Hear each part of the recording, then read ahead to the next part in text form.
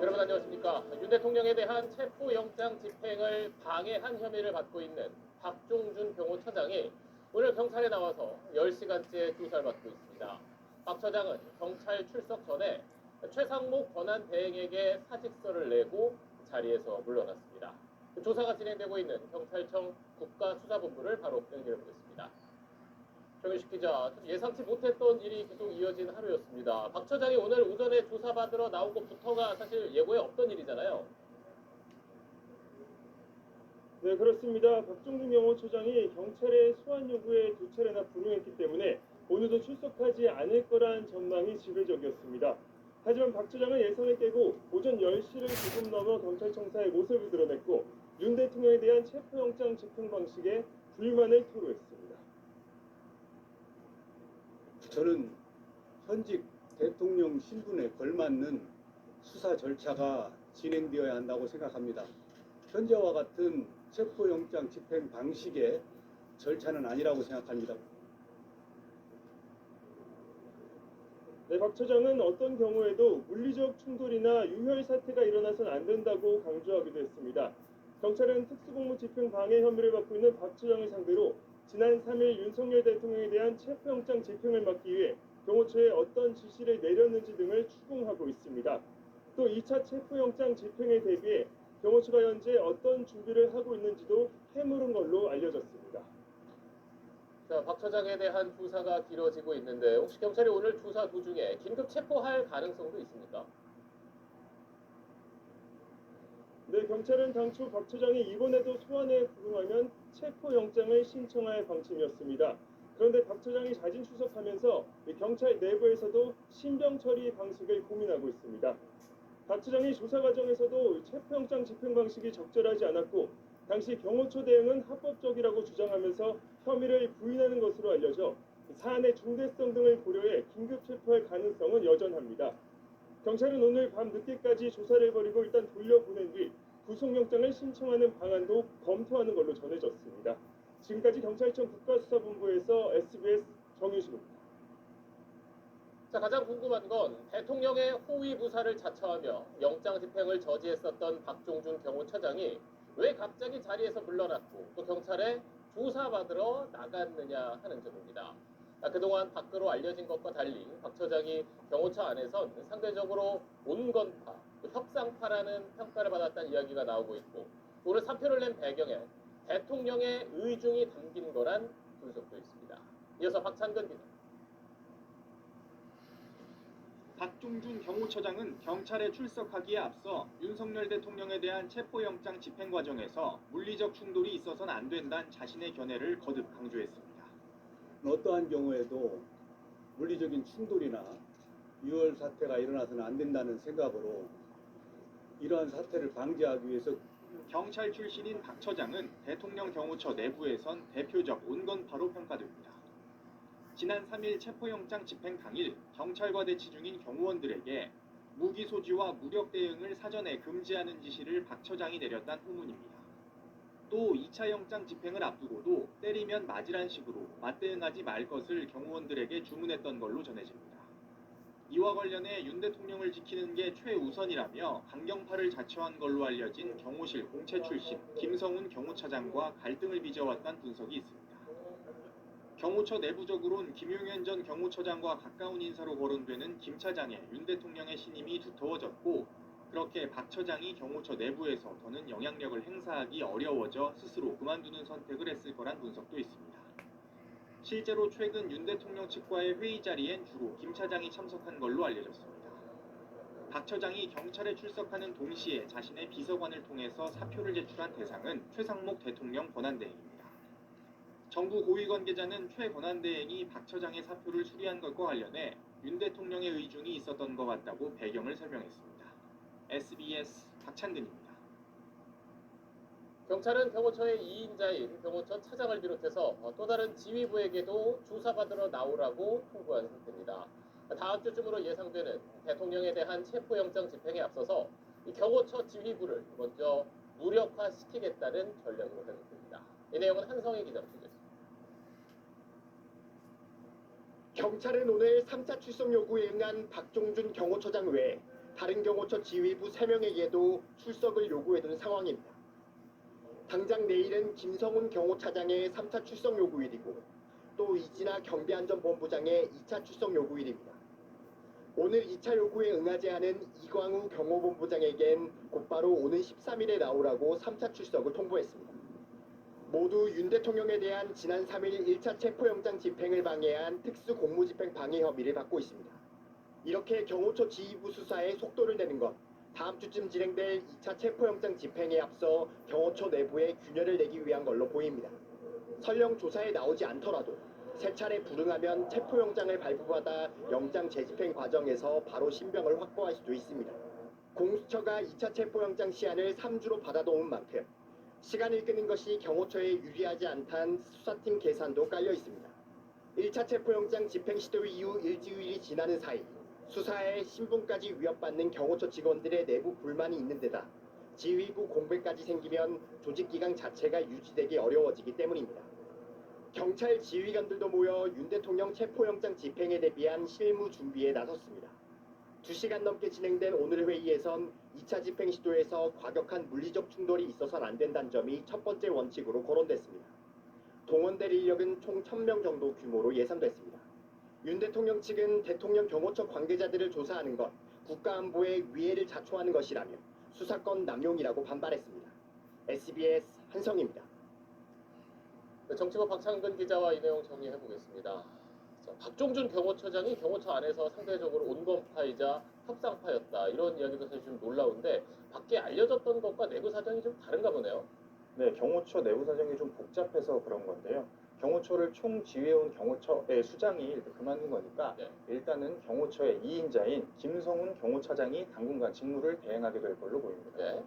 김성훈 경호처 차장과 이광우 경호본부장은 경호처 공채 출신으로 이른바 김용현 라인이면서 실세로 분류가 되고 있는데요. 이 두 인물이 윤석열 대통령은 절대 체포가 돼선 안 된다, 이런 강경파의 흐름을 주도하고 있다는 분석이 나오고 있습니다. 실제로 윤 대통령 측도 이들 강경파에게 힘을 더 실어주고 있다는 게 경호처 쪽에서 나오는 얘기고요. 그만큼 2차 집행에 대해서 경호처가 더 강경하게 대응할 그럴 가능성이 커졌다고 보는 게 맞을 것 같습니다. 걱정스러운 건 1차 때보다 2차 때 공조본 수사 인력이 더 많이 투입될 걸로 보이는데 경호처가 수적 열세를 극복하려고 무리하게 물리력을 쓸 수도 있겠죠. 물리적 충돌 우려가 더 커진 거 아니냐, 이런 우려도 나오고 있습니다. 사실 얼마 전에 이제 박종준 처장이 굉장히 이례적으로 자기 얼굴을 내고 입장을 공개적으로 밝히기도 했었는데 실제적으로는 좀 내부 장악에는 실패했다, 이렇게 봐야 되는 건가요? 경호처 내부의 증언을 한번 들어보면요. 박종준 처장이 무임한 처장일 뿐 내부적으로는 인사권과 예산 권한을 제대로 행사하지 못했다, 이런 얘기도 내부에서 나오고 있습니다.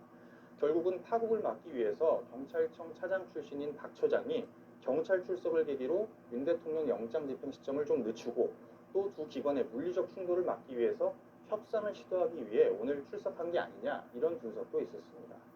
지난 3일에 윤석열 대통령 체포영장 집행이 무산됐던 건 경호처장인 본인이 지시한 거니까 본인이 책임도 지겠다. 다만 현직 처장이 피의자 신분으로 출석되는 불명예스러운 전례는 남기지 않겠다. 또 조직에 부담을 주진 않겠다. 이런 의도도 깔려 있을 수 있겠습니다. 직을 던지고 경찰 수사에도 응해서 물리적인 충돌은 한번 막아보자, 이런 위기의식이 복합적으로 작용한 게 아니냐, 이런 해석이 나오고 있습니다. 그렇다면 이제 2차 영장 집행에서는 강경하게 맞설 가능성이 있는 이 경호처 차장이 핵심 인물이다, 이렇게 봐야 되겠네요. 네, 맞습니다. 김성훈 처장은 윤석열 대통령 부부와 친분이 매우 두터운 걸로 알려져 있기도 한데요.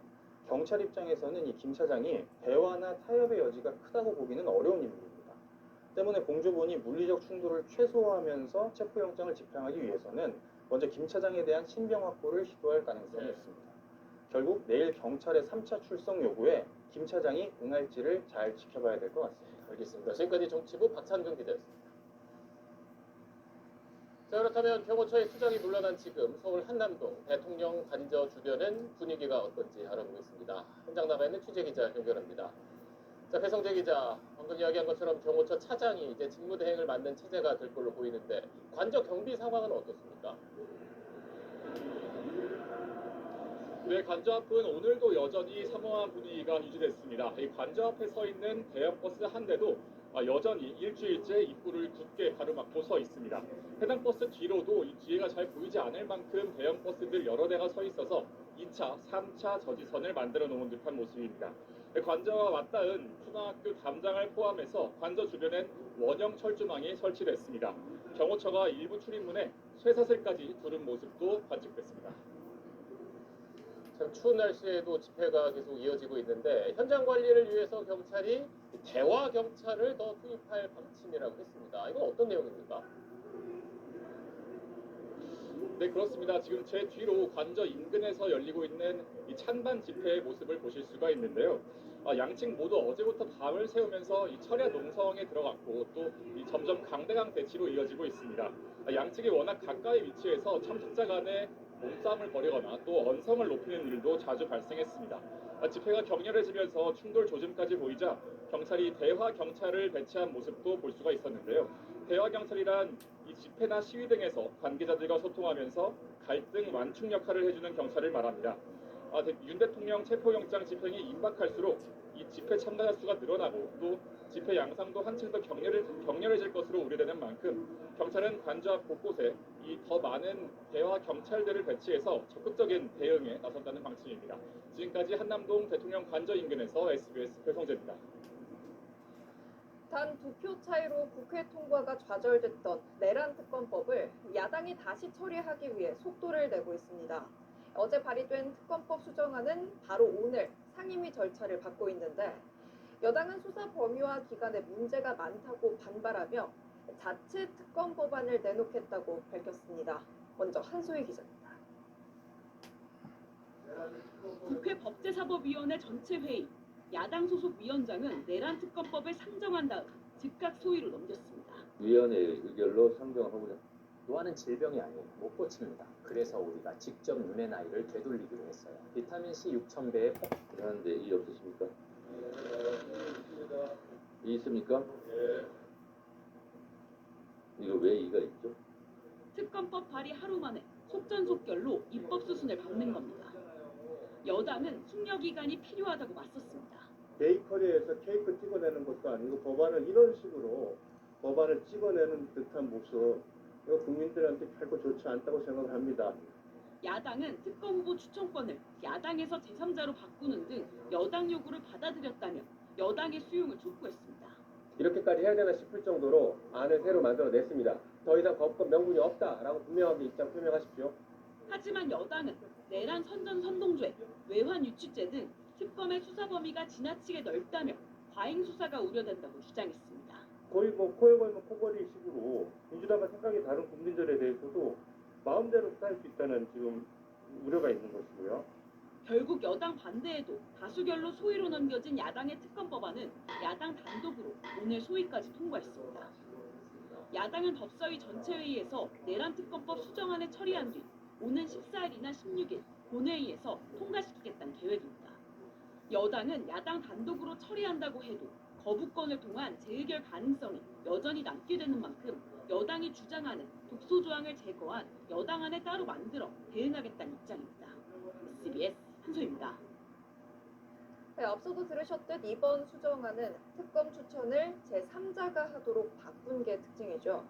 그런데 이 조항은 폐기된 첫 번째 특검법 원안에 이미 들어있던 겁니다. 일부 야당 법사위원들이 입법 중간에 야당에만 추천권을 주도록 바꿨던 건데 여당과 협상 없이 강경하게 나가다 결국 시간만 지체한 거 아니냐는 지적이 민주당 안에서도 나오고 있습니다. 김영래 기자입니다. 계엄 사태 엿새 뒤인 지난달 9일 민주당은 첫 번째 내란 특검법을 발의했습니다. 이때만 해도 특검 추천은 법원행정처장 등 제3자가 하는 걸로 돼 있었습니다. 하지만 바로 다음 날 국회 상임위 소위 심사 때 사정이 달라졌습니다. 소위 속기록에 따르면 민주당 이성윤 의원은 지금까지 특검 구조는 야당이 추천하는 걸로 돼 있다며 재고해야 한다고 먼저 주장했고 같은 당의 전현희, 서영교 의원이 야당 추천으로 수정하자 단단하게 가는 게 필요하다고 맞장구를 쳤습니다. 결국 야당이 특검 후보 추천권을 모두 갖는 걸로 법안이 수정됐는데 여당은 위헌적 독소 조항이라며 반발했고 최상목 대통령 권한대행도 그 부분을 특히 문제 삼으며 거부권을 행사했습니다. 그 뒤 해당안은 2표 차로 폐기됐고 다시 추천권을 제3자에게 되돌려주는 수정안을 야당은 내놓게 된 겁니다. 특검 출범까지 시간만 더 걸리게 만든 것 아니냐는 지적에 법안 수정을 주장했던 서영교 의원은 철저한 수사를 위해 수정이 필요하다고 봤다고 해명했습니다. 민주당 안에선 강경론에 치우친 원내 전략 자체를 되돌아봐야 한다는 자성의 목소리도 나왔습니다. 과도하게 나가는 것에 대해서는 절제하고 전략적 인내를 통해서 국민의 목소리를 잘 듣고 더 큰 위험으로 나가지 않게끔 관리해 나가는 그런 것도 필요한 시기다. 다른 중진 의원은 물밑 협상이 필요할 때도 있는데 최근엔 협상 자체가 거의 없는 것 같다며 원내 지도부가 때론 협상의 리더십을 발휘해야 한다고 말했습니다. SBS 김영래입니다.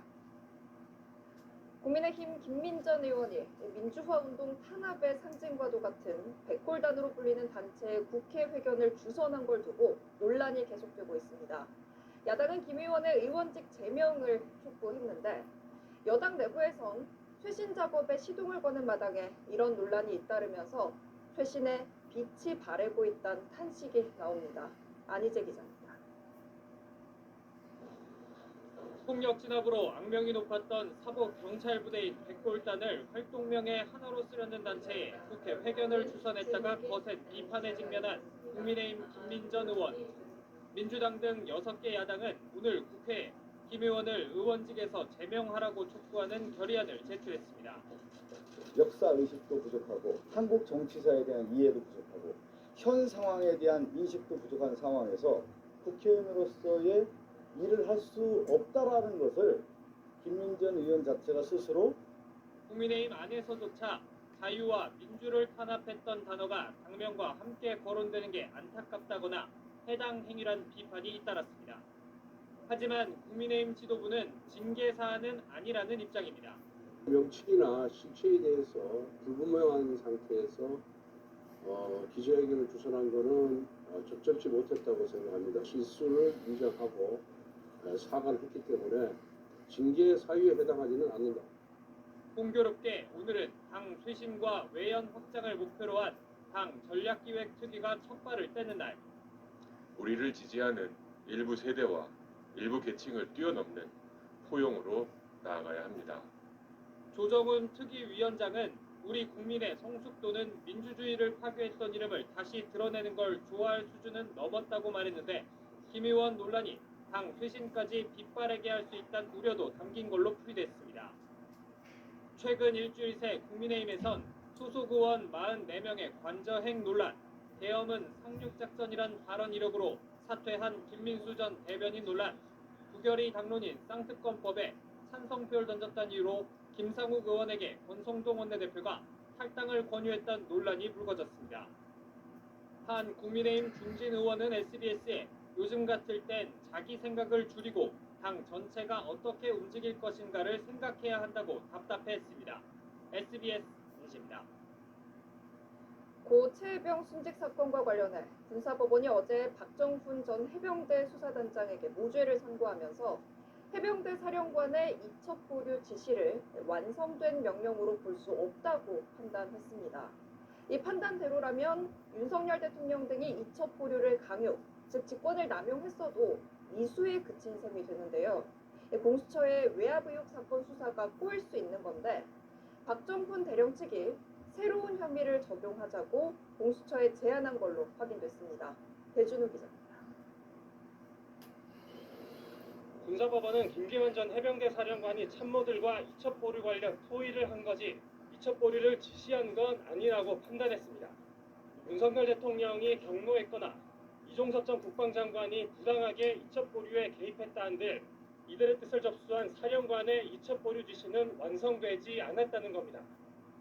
그래서 공수처가 윤 대통령 등의 수사 외압을 입증해도 이들의 직권남용은 미수에 그친 걸로 결론이 날 수도 있습니다. 공수처도 그다 이거 결국 발견해도 처벌 못하는 거 아니야 하고 내 빠져버린 거 아닌가. 박정훈 대령 측은 직권남용 대신 타인의 형사사건에 위력을 행사했을 경우 징역형에 처할 수 있는 위력 행사 혐의 적용을 공수처에 제안한 걸로 확인됐습니다. 그 위력을 행사한 것만 해도 그런 분위기만 풍기면 접했더라도 범죄는 성립하는 거예요. 의견서에도 반영을 해서 공수처에 제시를 했던 거거든요. 혐의를 부인하는 이종섭 전 장관은 조사 통보도 못한 공수처를 압박하는 모양새입니다.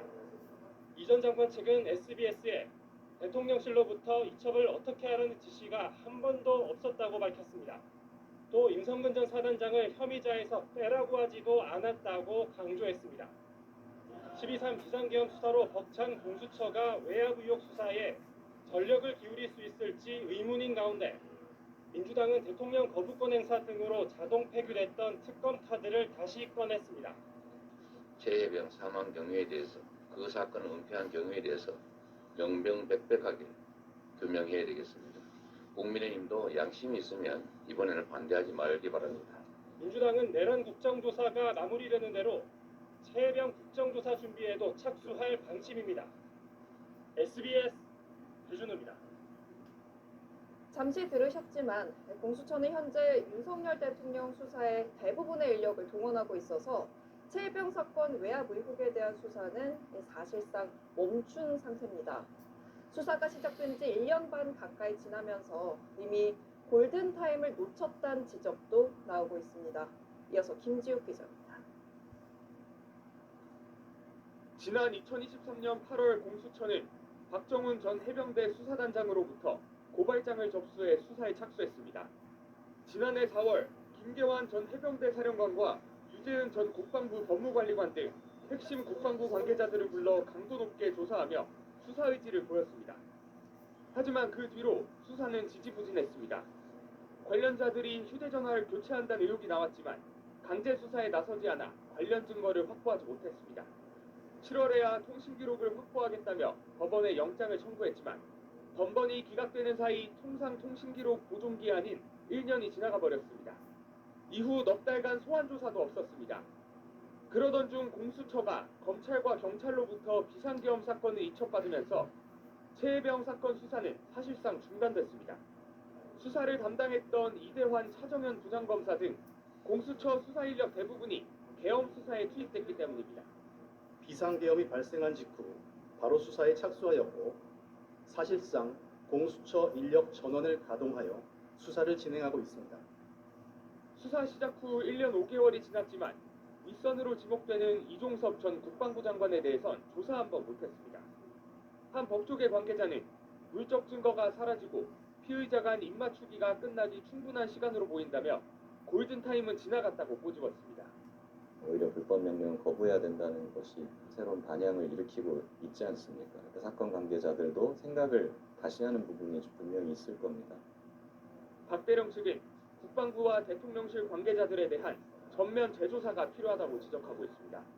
SBS 김지욱입니다. 요즘 감기 증상이 있어서 병원에 가면 진료받기까지 한참 기다려야 할 정도로 호흡기 질환 환자들이 많습니다. 독감을 비롯해서 코로나까지 4가지 호흡기 질환이 동시에 유행하고 있는데 이번 설 연휴가 고비가 될 거란 전망이 많습니다. 김덕현 기자 취재했습니다. 서울 양천구의 한 이비인후과. 오후 시간에도 마스크 쓴 환자들의 진료 대기가 이어지고 있습니다. 태양광은 또 거꾸로 통상적으로 장기 고정 계약을 맺거든요. 장기 고정 계약을 맺으면 방학하기 전에는 학생들이 많았는데 이번 주에는 뭐 다양하게 오늘도 뭐 20대 분들, 60대 분들 다 독감이 다양하게 나. 감염 확산 속도가 가장 빠른 건 독감입니다. 독감 의심 환자는 올해 첫째 주 외래 환자 1000명당 99.8명으로 2주 새 3배 이상 늘어 2016년 통계 집계 이후 가장 많습니다. 폐렴이나 모세 기관지염을 일으키는 호흡기 세포융합 바이러스 RSV 입원 환자는 9주 연속 늘었고 코로나19 입원 환자도 최근 한 달간 계속 증가하고 있습니다. 여기에 중국에서 번지고 있는 사람 메타 유모 바이러스 HMPV 검출률도 지난해 12월 기준 1년 전에 6배로 올랐습니다.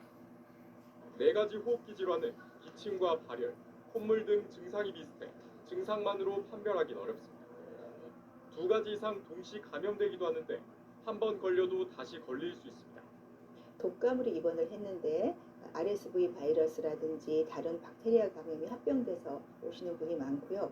입원한 환자들의 많은 경우가 두세 가지 바이러스와 박테리아가 합병돼서 코로나19 대유행 기간 다른 호흡기 질환 미감염자가 많아 면역력이 떨어진 게 감염 확산의 원인이란 견해도 있습니다. 전문가들은 이달 말 유행이 정점에 이를 걸로 전망했는데 설 연휴가 겹쳐 우려가 커지고 있습니다. 방역당국은 독감 백신을 지금이라도 빨리 맞으라고 당부했습니다. RSV 백신은 국내 도입 준비 중이고 HMPV는 아직 백신이 없는 만큼 마스크 착용과 손 씻기 등 개인 위생에 신경 써야 합니다. SBS 김덕현입니다. 네, 한겨울 추위가 매섭습니다. 강원도 평창과 홍천 기온이 오늘 영하 25도 가까이 내려갔습니다.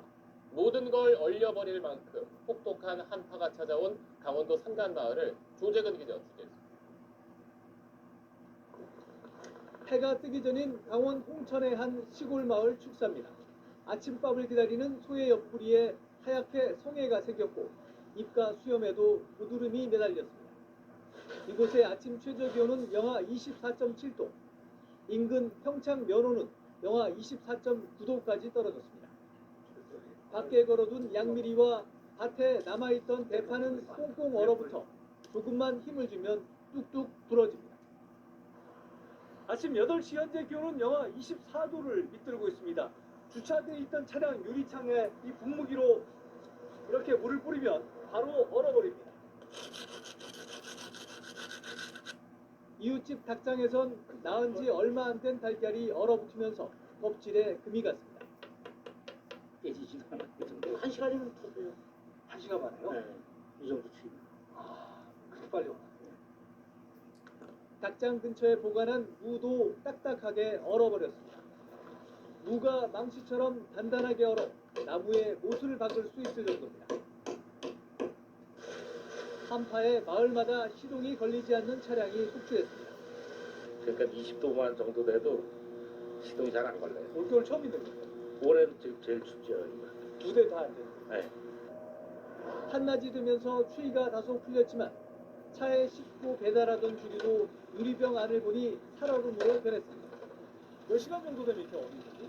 지금 날씨에 한 1시간 반 정도면 올 거예요. 예.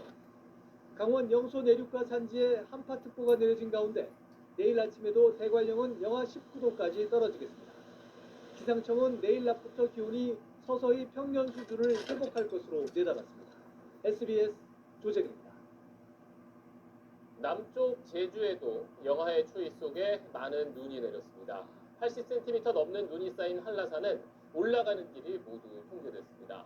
또 어제 궂은 날씨 속에 비행기가 뜨지 못해서 10,000명 넘게 발이 묶이기도 했었는데 오늘 대부분 정상으로 돌아왔습니다. 제주 상황은 JIBS 권민지 기자가 전하겠습니다. 항공사 창구에 승객들의 발길이 이어집니다. 어제 기상 악화로 항공편이 무더기 결항되면서 오늘 다시 표를 구하기 위해 공항을 찾았습니다. 비행기를 탔는데 두 번 이륙시를 하다가 안 돼가지고 결항.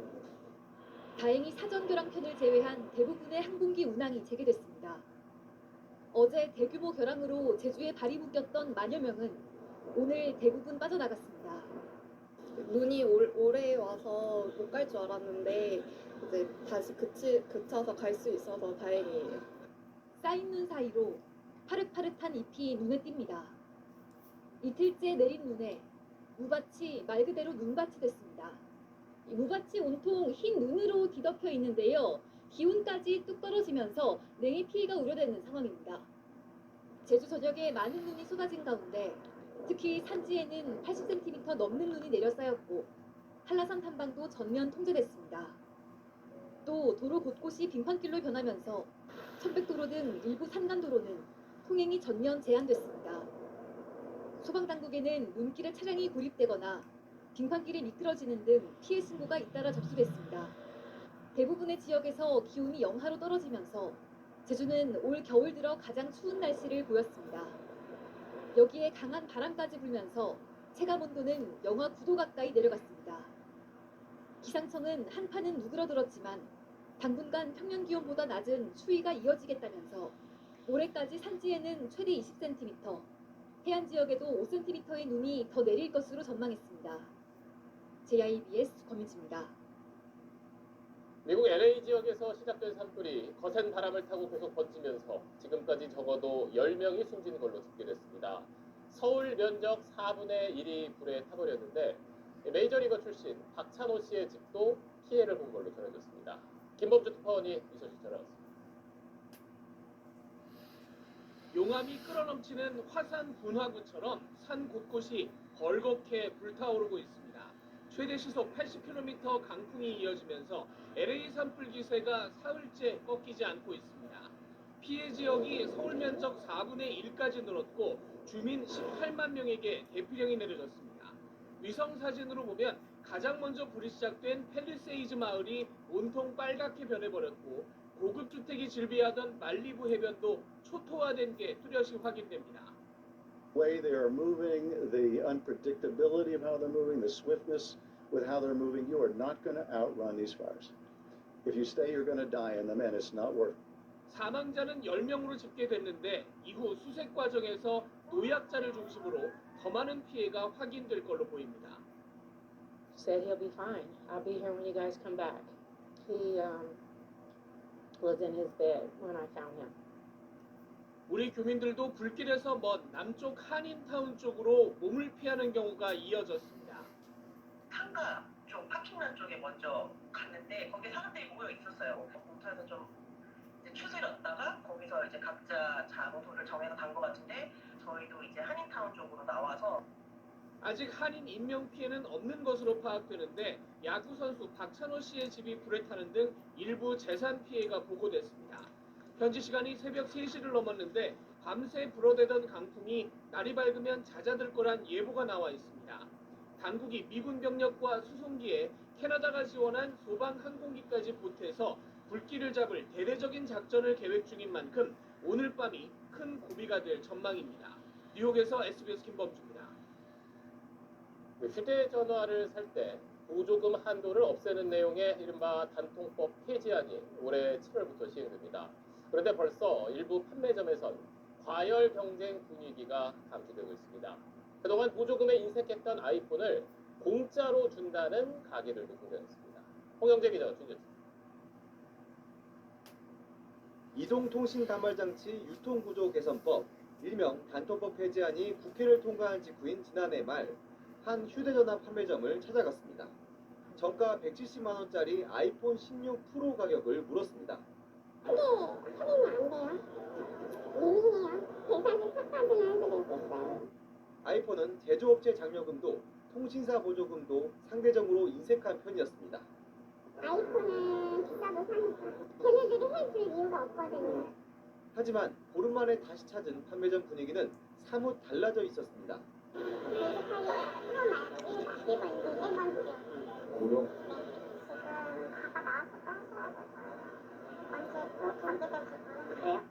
11만 원 넘는 고가 요금제를 6개월간 유지하고 2만 원 상당의 부가 서비스 가입 조건이 붙긴 했지만 정가 125만 원 아이폰 기기값이 공짜라는 겁니다. 이른바 인천 지역 성지로 불리는 한 휴대전화 판매점은 통신사를 옮기는 경우 아이폰 16은 마이너스 4라고 광고하고 있습니다. 무슨 뜻이냐고 물었더니 기기는 공짜로 주고 교통비 4만 원까지 얹어준다는 답이 돌아왔습니다. 아직 단속을 두려워하는 듯 좌표를 요청하면 매장 위치를 알려주겠다고도 했습니다. 통신사들은 이미 이동통신 시장이 포화 상태라 단통법 폐지 이후에도 보조금 경쟁에는 신중한 입장이지만 10년 전과 달리 스마트폰을 자주 교체하는 환경이 아니기 때문에 폐지 후 이용자에게 어떤 혜택을 줄 수 있을지 논의하는 게 중요합니다. 갤럭시 신제품 출시가 임박한 상황에서 구형폰 재고 소진 필요성과 맞물려 일부 판매점에선 불법 보조금 경쟁이 고개를 든 양상입니다. 정부는 허위 과장 광고와 관련한 모니터링은 하고 있다는 입장이지만 단통법 폐지 이후 구체적인 시장 규율 방침은 제시하지 못하고 있습니다. SBS 홍윤재입니다. 검찰이 유명 작곡가를 스토킹한 혐의로 한 20대 여성을 구속해서 재판에 넘겼습니다. 조사 결과 이 여성은 해당 작곡가를 사칭하고 또 그 작곡가가 속한 기획사 동료 직원에게 협박성 문자도 보낸 걸로 드러났습니다. 신용식 기자가 단독 취재했습니다. 서울 용산구에 있는 연예기획사 더 블랙 레이블입니다. 20대 여성 A씨는 지난해 3월부터 6월까지 이 기획사 소속 유명 작곡가를 사칭하는 블로그글을 수십 차례 작성했습니다. 해당 작곡가의 개인 SNS에 메시지를 보내는 등 스토킹 행위도 벌였습니다. 더 블랙 레이블 소속의 다른 직원에게 반복해 협박 문자를 보내고 기획사 투자 관계자에게는 회사에 문제가 있다는 허위 내용의 문자 메시지를 보내기도 했습니다. 경찰 조사 결과 A씨는 해당 행위들을 인정한다면서도 자신이 이 기획사 소속의 작곡가가 맞다고 주장한 걸로 전해졌습니다.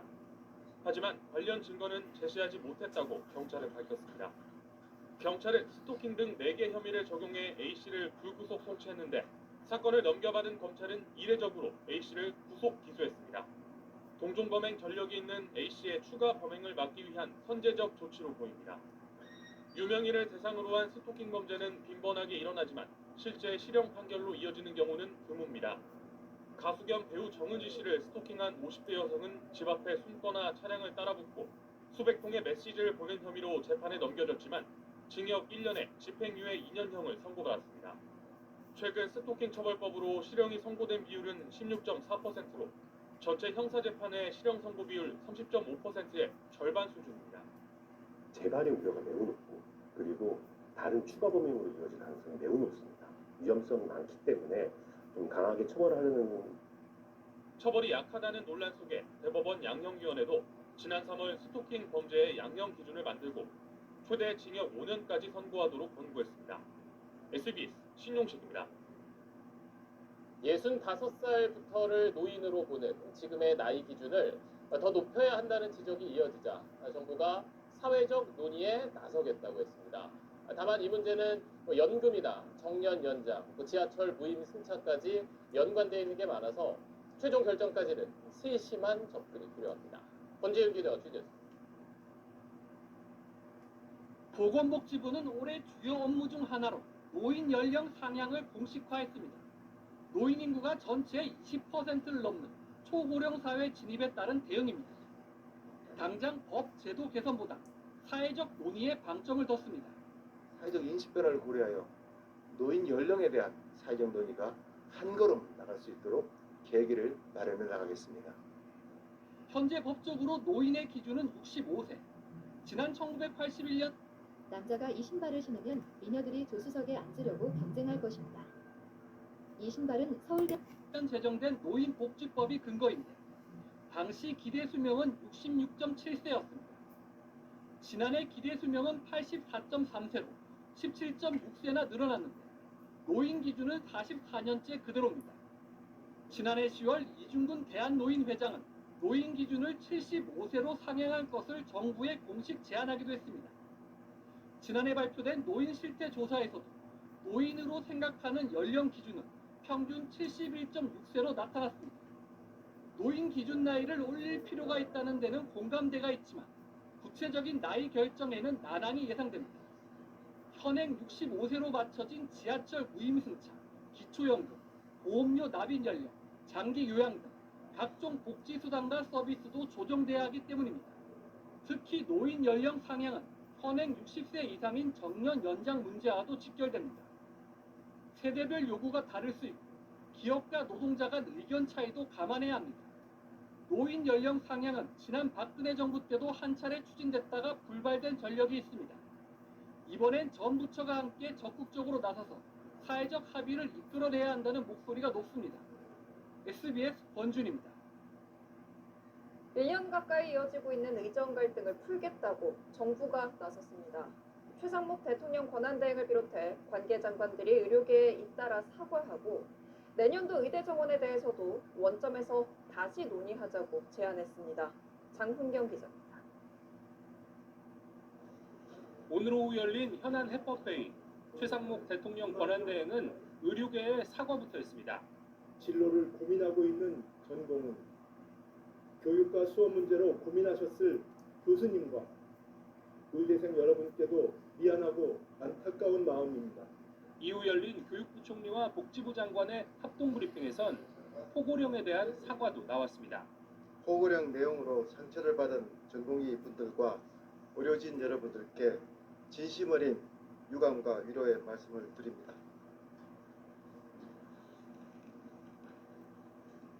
정부는 전공의 복귀를 촉구하면서 각종 특례를 약속했습니다. 사직했던 수련병원에 바로 돌아갈 수 있도록 그만두면 같은 전공, 연차로는 1년 내 복귀할 수 없도록 한 제한을 적용하지 않기로 했습니다. 또 입영 대상이었던 전공의가 복귀하면 수련을 다 마칠 때까지 입대를 연기해주겠다고도 했습니다. 특히 의정 갈등을 촉발한 의대 정원 확대와 관련해선 2026년 증원 계획은 수정할 수 있다고 밝혔습니다. 지난해 휴학한 의대생과 올해 신입생 등 7,500명 교육을 위해 전담 조직을 신설하고 올해 6천억 원의 지원 예산 투입도 거듭 약속했습니다. 자꾸만 흔들리면서 계속 후퇴만 하느냐 하는 비판은 저희가 감수를 하겠습니다. 다시 복귀하신다면은 그걸 또 지원해드리는 것이 정부의 의무이고. 대한의사협회는 정부 방침에 대한 내부 검토에 들어간 걸로 알려졌습니다. SBS 장훈경입니다. 지난해 가습기 살균제 참사 피해자에 대해 국가 배상 책임이 있다는 대법원 판단이 나왔지만 그 후에도 정부는 법적 책임을 인정하지 않았습니다. 그런데 저희 취재 결과 정부가 최근 그 책임을 인정하고 피해 구제 기금에 정부 재정을 출연하는 방안을 마련하고 있는 걸로 확인됐습니다. 장세만 환경 전문 기자의 단독 보도입니다. 가습기에 살균제를 넣었다가 채 첫 돌이 되기도 전에 숨진 예안이. 같은 처지의 부모들이 낸 국가상대 소송에서 대법원은 소송 10년 만인 지난해 6월 유해물질 검사 불충분 등의 이유로 국가의 배상 책임을 처음으로 인정했습니다. 하지만 그 이후에도 정부는 책임을 공식 인정하지 않았습니다. 그런데 환경부 올해 업무 계획에 가습기 살균제 대책이 포함됐습니다. 사회적 협의체를 구성하고 제도 개선안을 도출해 가습기 살균제 피해 구제를 위한 특별법 개정을 추진하겠습니다. 전체 13쪽 자료 중에 달랑 한 문장이 들어가 있는데 환경부는 가습기 참사에 대한 정부 책임 인정에 따른 후속 조치라고 설명했습니다. 이에 따라 현재 피해자 치료비 등에 쓰이는 피해 구제 기금에 정부 재정을 출연하겠다고 밝혔습니다. 현재 옥시와 SK케미칼 등 8개 기업이 낸 분담금 1,250억 원이 기금으로 운영되고 있는데 여기에 정부 몫을 추가하기 위해 출연금 산정 등을 위한 연구 용역이 지난주 시작됐습니다. 성면 피해 기금 같은 사례에선 정부와 지자체 몫이 30% 인정을 참고하고 있다고 환경부는 덧붙였습니다. 환경부와 산자부, 공정위 등 각 부처별로 책임을 규명해야 하고요. 이에 따른 사과 그리고 추가적인 기금 출연 등이 필요합니다. 가습기 살균제 참사에서 국가 책임은 이제부터 시작이라고 볼 수 있는 겁니다. 또 3년 전 합의안 마련까지 이루어졌다 끝내 무산된 민간 사회적 조정위원회를 환경부가 참여해 재가동하겠다고도 밝혔습니다. 네, 이 내용 취재한 장세만 환경 전문 기자와 이야기 나눠보겠습니다. 네, 장 기자 리포트 보니까 정부가 책임을 인정하긴 했는데 자세히 읽어봐야만 알 정도 슬그머니 했습니다. 네, 이번에는 슬그머니 발표하는 모양새가 되긴 했지만 다음에 법적 책임 인정에 대한 공식적인 발표 자리가 있을 거라는 게 환경부의 설명입니다. 특히 그 자리에서는요, 법적 책임을 바탕으로 한 가습기 살균제 참사에 대한 정부 측의 공식적인 사과가 있을 예정인데요. 앞서 말씀드린 정부 출연금 산정 작업을 마친 뒤에 올해 상반기 안에 이런 자리를 만들겠다는 구상입니다. 네, 무엇보다 피해자 구제가 중요한데요. 정부가 책임을 인정했으니까 속도가 좀 날 수 있을까요? 네, 현재 8,000명에 가까운 이 피해자 구제를 개별 소송에 맡겨둬서는 전체 해결까지 하세월이 걸리는 만큼 집단적 구제를 위한 조정위원회 방식이 유력한 해법인데요. 특히 이번 정부 책임 인정이 조정위 합의에 물꼬를 틀 수도 있습니다. 왜냐하면 현재 지금 기업들의 가장 큰 요구는요, 조정위원회 합의가 이루어지면 향후에 추가로 발생하는 질환과 추가 피해자에 대해서 기업들의 책임을 면책해달라는 종국성 요구인데 피해자들로서는 폐암처럼 10여 년 잠복기를 거친 뒤에 추가로 나타나는 병도 있는데 어떻게 추가 질환 책임을 면하게 해줄 수 있느냐 이런 반발인 거죠. 그래서 가장 좋은 해법은 이렇게 추가 환자나 추가 질환의 구제를 국가가 맡아주면 좋은데 그동안은 정부의 법적 책임이 규명되지 않아서 정부가 나설 근거가 없었다는 겁니다. 이번에 정부 책임 공식화에 따라서 부담 책임을 기업과 정부가 나눠 쓰실 수 있는 길이 생긴 셈이고요. 또 조정의 한 축으로 환경부가 직접 참여하게 되면 3년 전에 비해서 진전이 있을 수 있습니다. 네, 장세만 기자 잘 들었습니다. 다음 소식입니다. 우리은행에 이어 이번엔 기업은행에서 240억 원 규모의 부당 대출이 적발됐습니다. 금융감독원은 기업은행을 퇴사하고 부동산 업체를 다니고 있는 전 직원이 현직 직원들의 도움을 받아 대출을 받은 걸로 보고 현장 검사에 나섰습니다. 박재현 기자입니다. 서울 강동구의 한 기업은행 지점. 이곳을 비롯한 복수의 지점에서 지난 2022년부터 2년 5개월간 부당 대출이 이뤄진 사실이 기업은행 자체 감사에서 확인됐습니다. 은행 측은 부동산 업체에서 근무하는 전직 기업은행 직원 A씨가 지점 직원들의 도움을 받아 담보 가치를 부풀리는 수법으로 239억 5천만 원의 대출을 일으킨 사실을 확인했다고 밝혔습니다. 이 내용을 보고받은 금감원은 지난 3일부터 기업은행 현장 검사에 착수해 대출 서류가 위조됐고 대출을 도운 직원들이 A씨와 입사 동기라는 사실을 확인한 걸로 전해졌습니다. 금감원은 지점 차원에서 벌어진 일인지 지역 거점센터의 여신 심사 과정 등 은행 전반의 내부 통제 시스템에 문제가 있는지를 집중적으로 살펴보는 걸로 알려졌습니다. 금감원은 검사 기간을 한 차례 연장하고 검사 인력도 충원했습니다. 기업은행은 부당대출에 연루됐다고 판단한 지점장 3명과 센터장 1명 등 총 4명을 업무에서 배제하고 대기 발령했습니다. 금감이 지금 통보를 했고 금감에서 알아서 감사를 하고 있다 보니까 기업은행의 대규모 금융사고는 지난 2019년 이후 5년 만으로 200억 원대의 금융사고는 지난 2014년 모뉴엘 대출 사기 사건 이후 약 10년 만입니다. SBS 박지현입니다. 세계 최대 가전 IT 전시회가 우리 시간으로 내일 폐막합니다. 일상을 파고든 AI에 초점이 맞춰졌던 올해 전시회에선 디지털 헬스 분야도 하나의 핵심 주제였는데요. AI가 우리 건강엔 어떻게 도움을 줄 수 있을지 미국 현지에서 정성진 기자가 취재했습니다. 앞모습, 옆모습을 카메라로 찍자 거북목부터 어깨와 골반의 기울기 등 체형이 분석됩니다. 골반 수평 각도가 살짝 이렇게 오른쪽으로 올라가 있으시는 거니까 각도기까지 써가며 30분 넘게 걸리던 손의 활동 범위 증가.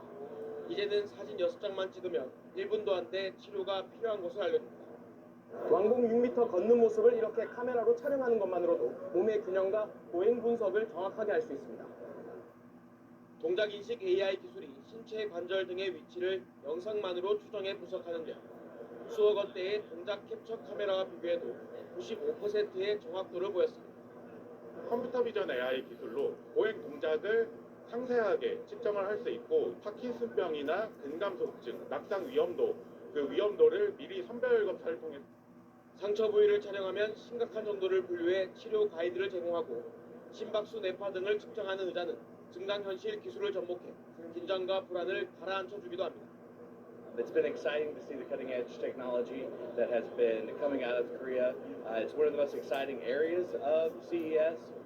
헬스케어 기술을 뽐낸 국내 스타트업을 중심으로 올해 CES에서 한국 기업은 혁신상을 절반 가까이 휩쓸었습니다. 해외 스타트업들도 눈에 띄는 아이디어를 선보였습니다.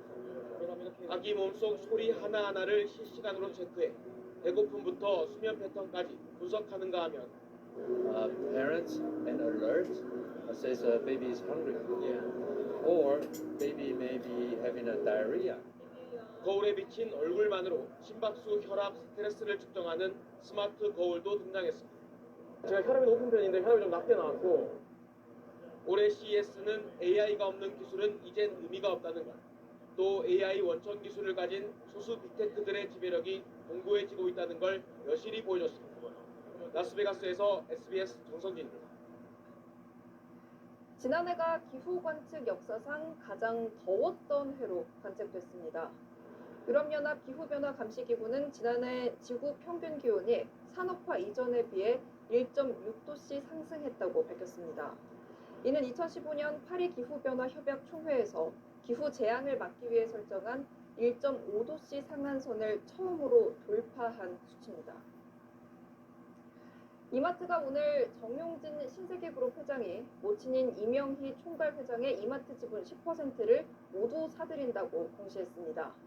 2,140억 원에 달하는 규모로 매입이 끝나면 정 회장의 이마트 지분은 18.56%에서 28.56%로 늘어납니다. 이마트 측은 최대 주주로서 성과주의에 입각한 책임 경영을 강화하기 위한 조치라고 설명했습니다.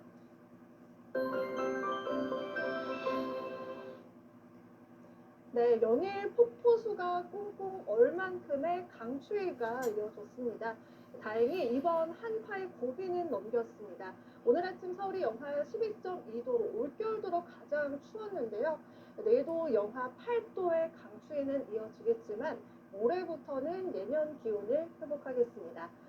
대설특보도 대부분 해제됐지만 주말까지 호남 서해안에는 최고 10cm의 큰 눈이 더 내리겠습니다. 특히 오늘 밤부터 내일 아침까지 강한 눈 주의하셔야겠습니다. 여전히 대부분 지역에는 한파특보가 발효 중입니다. 내일 아침 철원의 기온이 영하 18도까지 떨어지겠고 남부지방도 영하 10도 안팎의 강추위가 이어지겠습니다. 동쪽 지역에서는 불씨 관리 잘 해주셔야겠습니다. 다음 주 화요일에는 반짝 영상권까지 기온이 오르겠지만 주 중반 또 한 번의 강추위가 찾아오겠습니다. 날씨였습니다. 금요일 8시 뉴스 마칩니다. 고맙습니다.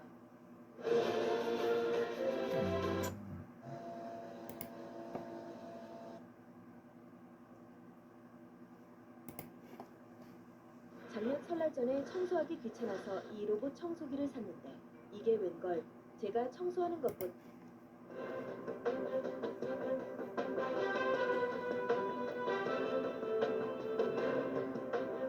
시청자 여러분 안녕하십니까? 뉴스9 윤종호입니다.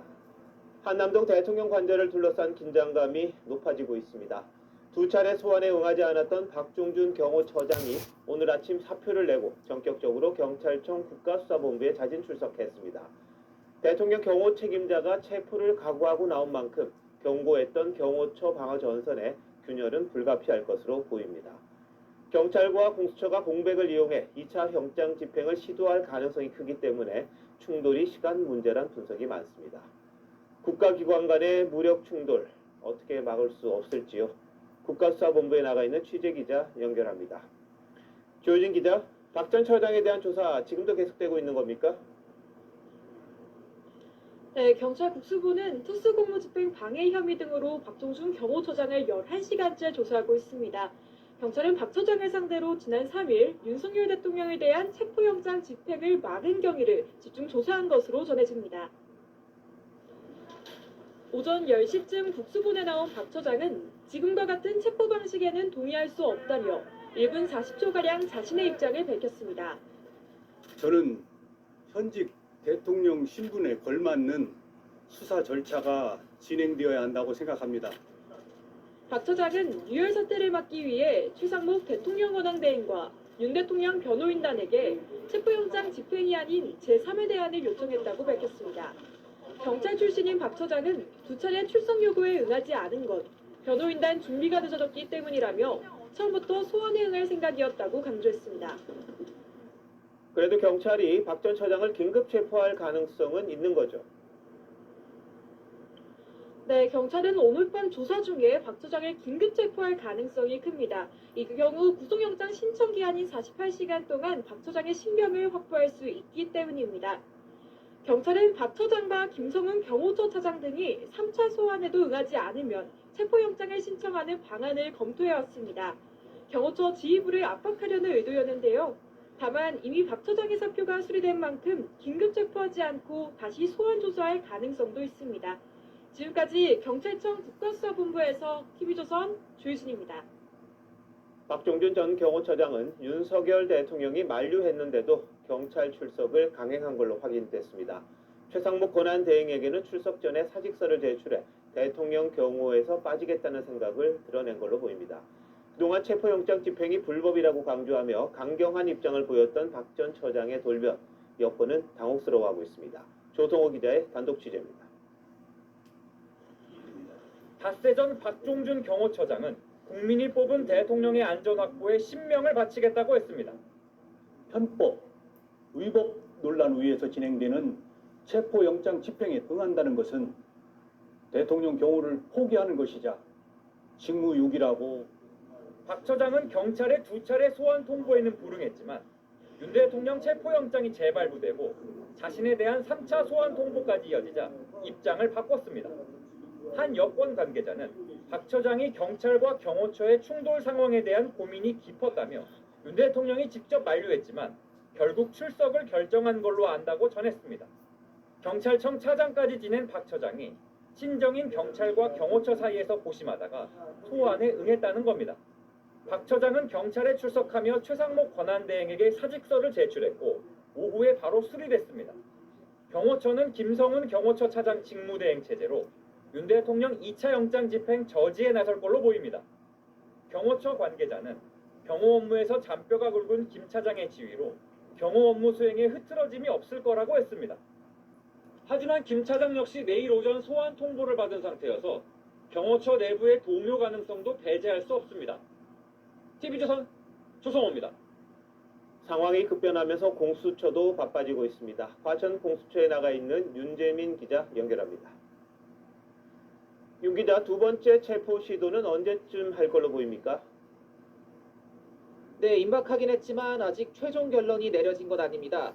금요일 밤 9시가 넘어가고 있는 지금 이 시각에도 공수처 사무실 곳곳엔 불이 환하게 켜져 있지만 당장 내일 영장 집행에 나설 가능성은 낮은 걸로 알려졌습니다. 지난 3일 첫 체포 실패로 수사 역량에 대한 비판이 커진 상황이라 공수처는 2차 시도에 조직의 명운을 걸고 있습니다. 공수처는 1차 영장 집행을 막아섰던 박종준 경호처장이 물러난 만큼 경호처의 저항이 시간이 갈수록 약해질 걸로 전망하는 분위기입니다. 다만 상황이 길어지면 예상 못한 변수가 생길 수 있기 때문에 다음 주 초쯤 집행에 나설 거란 관측이 나옵니다.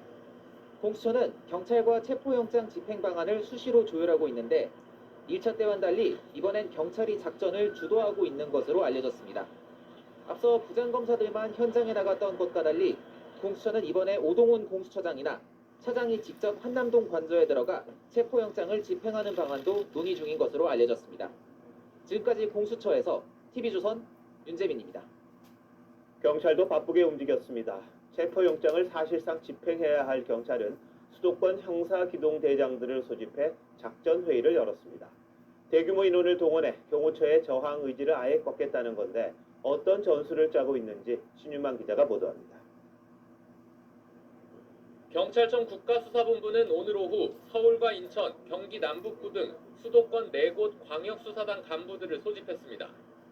형사기동대를 포함해 마약수사대, 반부패수사대 등을 지휘하는 간부 수십 명이 한자리에 모인 겁니다. 이들은 차벽과 철조망 등으로 요새화된 관저에 진입하기 위한 동선을 점검하고 영장 집행을 저지하는 경호처 직원을 체포, 연행하는 등의 역할 분담을 논의한 것으로 전해졌습니다. 이들이 이끄는 형사들과 국수본 수사관을 모두 합하면 관저 안으로 진입하는 인원만 1000명에 이를 전망입니다. 군경을 제외한 경호처의 관저 경호 인력이 200에서 250명인데 그 서너 배에 이르는 압도적 인원을 동원하겠다는 겁니다. 앞서 경찰은 지난 3일 1차 체포 시도 때 100여 명의 인력만 출동했다가 수적 열세로 물러나야 했습니다. 오늘 경찰은 관저 주변을 돌며 사전 답사도 마친 것으로 확인됐습니다. 체포 시도 때 외부 집회가 과열될 것에 대비해 관저 외곽에서 질서 유지를 담당하는 경찰 기동대 투입 규모를 늘리는 방안도 검토하고 있습니다.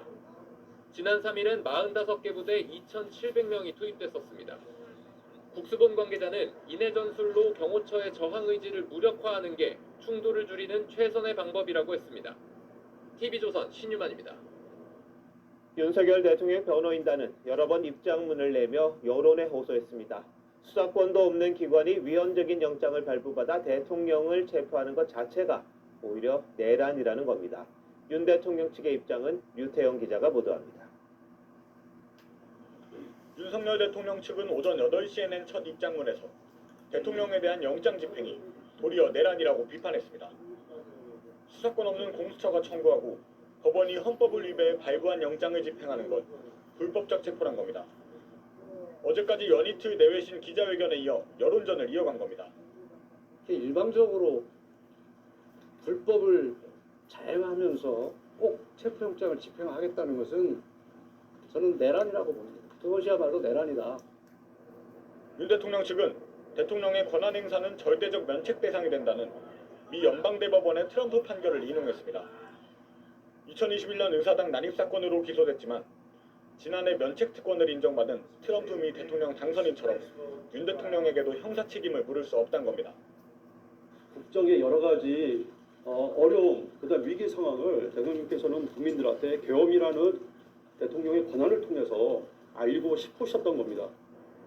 윤 대통령 측은 박종준 경호처장이 경찰에 출석한 직후인 10시쯤 두 번째 입장문을 내고 경호처 지휘부를 붕괴시키려는 불법적 시도라고 반발했습니다. 오후 4시쯤엔 국방부도 체포영장 집행 저지에 나서야 한다고 촉구했습니다.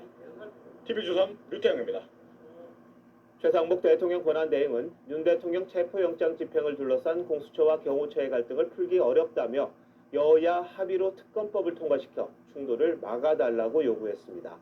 수사권 논란을 해결할 사실상 유일한 방법이란 건데 야당은 시간 끌기라고 일축했습니다. 정민진 기자입니다.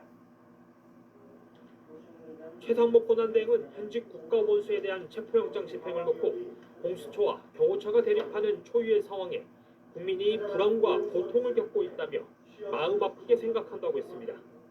그러면서 현행 법률 체계 안에서는 갈등의 출구를 뚫기 어렵다고 했습니다.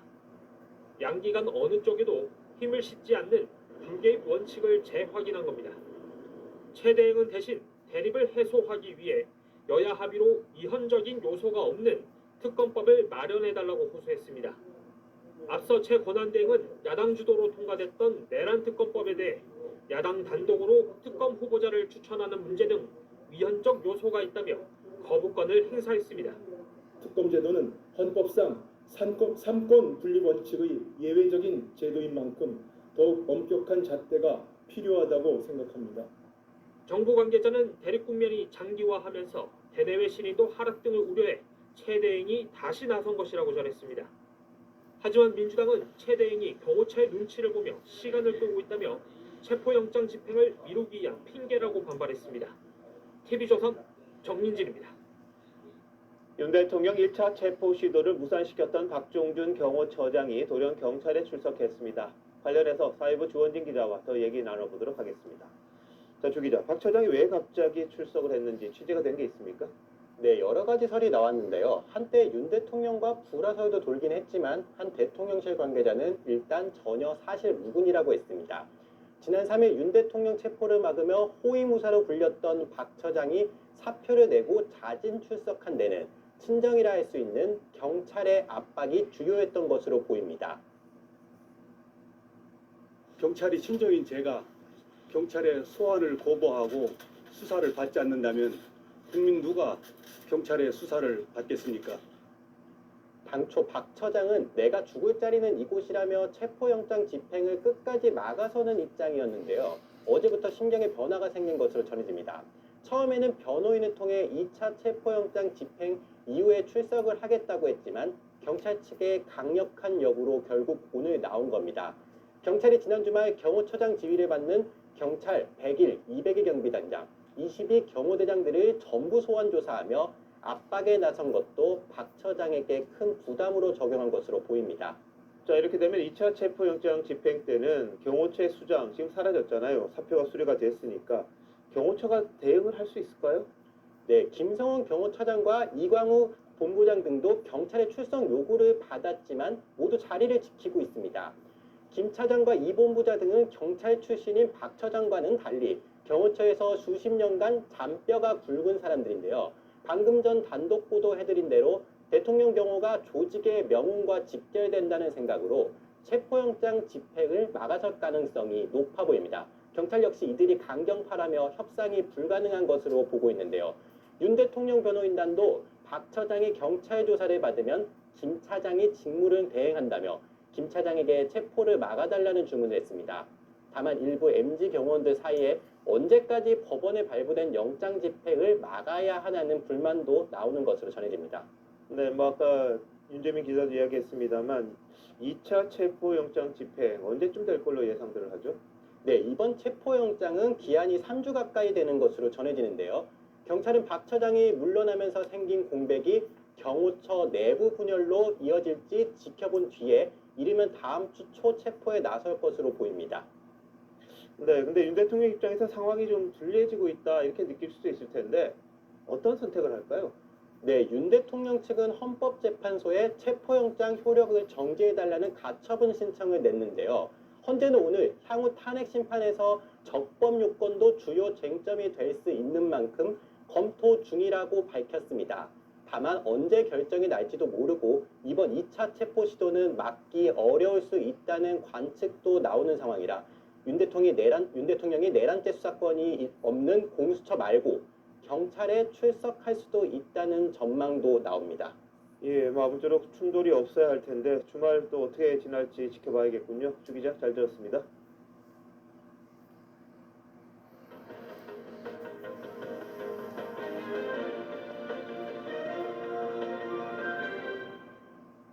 최근 여론조사에서 국민의힘 정당 지지율이 상승세를 타고 있다는 소식 몇 차례 전해드렸었는데요. 상대적으로 정치권에서 신뢰도가 높다고 보는 갤럽 여론조사에서도 비슷한 결과가 나왔습니다. 특히 국민의힘과 민주당의 지지율이 초접전을 보이면서 계엄 이전 수준으로 돌아갔습니다. 하지만 숫자 이전에 여론조사가 드러낸 본질을 여야 모두 제대로 봐야 한다는 그런 지적도 있습니다. 이게 무슨 얘기인지 박한솔 기자가 보도합니다. 갤럽 여론조사에서 정당 지지율은 국민의힘 34%, 민주당 36%였습니다.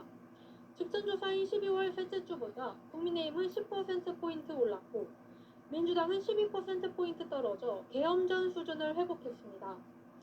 여권에선 민주당의 한덕수 권한대행 탄핵 소추안 강행 처리와 공수처의 윤석열 대통령 체포 압박 등을 원인으로 보고 있습니다. 보수 지지층이 위기감으로 결집했고 국정 안정을 바라는 중도 진보층의 기대감을 떨어뜨린 결과란 겁니다. 한덕수 권한대행에 대한 탄핵, 윤 대통령에 대한 체포 시도, 이 두 가지가 이제 보수층을 자극을 해서 보수층 과표주가 나타났다. 다만 윤 대통령 탄핵에 대해선 찬성이 64%, 반대가 32%로 조사됐습니다. 중도층 응답자의 경우엔 70%가 탄핵에 찬성했습니다. 차기 대통령 선호도에선 민주당 이재명 대표가 32%로 1위로 나타났습니다. 하지만 당 지지율보다도 4%포인트 낮은 수치라 외연 확장의 한계를 드러냈다는 평가가 나왔습니다. 여권 주자 가운데는 김문수 고용노동부 장관이 8%, 한동훈 전 국민의힘 대표가 6%, 홍준표 대구시장이 5% 순이었습니다. 김 장관은 국무위원 가운데 유일하게 비상계엄 사태에 사과하지 않았는데 강성 보수 지지층의 응답이 몰린 거란 해석이 나왔습니다. TV조선 박한솔입니다. 민주당은 최근의 여론 흐름을 실제 민심과는 차이가 있다며 평가 절하하고 있습니다. 그러면서 여론조사 업체 등록 기준을 강화하는 방안을 검토하고 있습니다. 입맛에 맞지 않는 결과가 업체의 문제라고 보는 듯한데 내부적으로는 이제라도 줄탄핵 같은 강공 기조를 자제할 필요가 있다는 자성의 목소리도 나왔습니다. 장세희 기자가 취재했습니다. 민주당은 실제 보수 결집이 이뤄지고 있다는 점은 인정했습니다. 하지만 부정선거 음모론 등 허위 정보로 인한 결집이라며 오래가지 않을 거라고 평가절하했습니다. 보수 응답자들의 과표집도 있는 것 같습니다. 그렇게 유지되고 있는 결집은 제가 보기에는 곧 무너질 것이다. 저는 그렇게 생각을 하고 있습니다. 일부 여론조사에 대해 고발까지 검토하고 있는 민주당은 여론조사 업체 규제를 강화하는 법 개정도 준비 중입니다. 업체의 필수 전문 인력을 대폭 늘리고 선거 여론조사 관련 범죄로 징역형을 선고받을 경우 업체 등록을 더 까다롭게 하는 방안이 검토되고 있습니다. 지난해 방송인 김어준 씨가 운영하는 업체의 여론조사가 실제 재보궐선거 결과와 차이가 커 논란이 됐을 땐 국민의힘에서 비슷한 취지의 법안을 발의한 바 있습니다. 국민의힘 김장겸 의원은 갤럽 조사에서도 양당 지지율이 접전 양상으로 조사된 걸 언급하며 민주당이 갤럽도 고발하려 들 것이라고 꼬집었습니다. 민주당 내에선 탄핵 국면에서 당이 안정감을 주지 못했다는 자성의 목소리도 나왔습니다. 다수당인 민주당이 현 국면을 갖다 해결하고 또 국정 안정과 경제 민생을 챙기는 모습을 보다 적극적으로 보이는데 좀 부족함이 있지 않았나 생각을 하고요. 친명계 김영진 의원도 탄핵 절제와 전략적 인내가 필요한 시기라고 지적했습니다. TV조선 장세희입니다. 민주당이 내란 특검법 부결 하루 만인 어제 수정안을 발의한 데 이어 오늘은 법사위 소위까지 통과시키며 속도전에 나섰습니다. 여당은 포장만 바꿨다며 수용할 수 없다는 입장인데 야당은 위헌적 요소가 해소됐다며 처리를 압박하고 있습니다.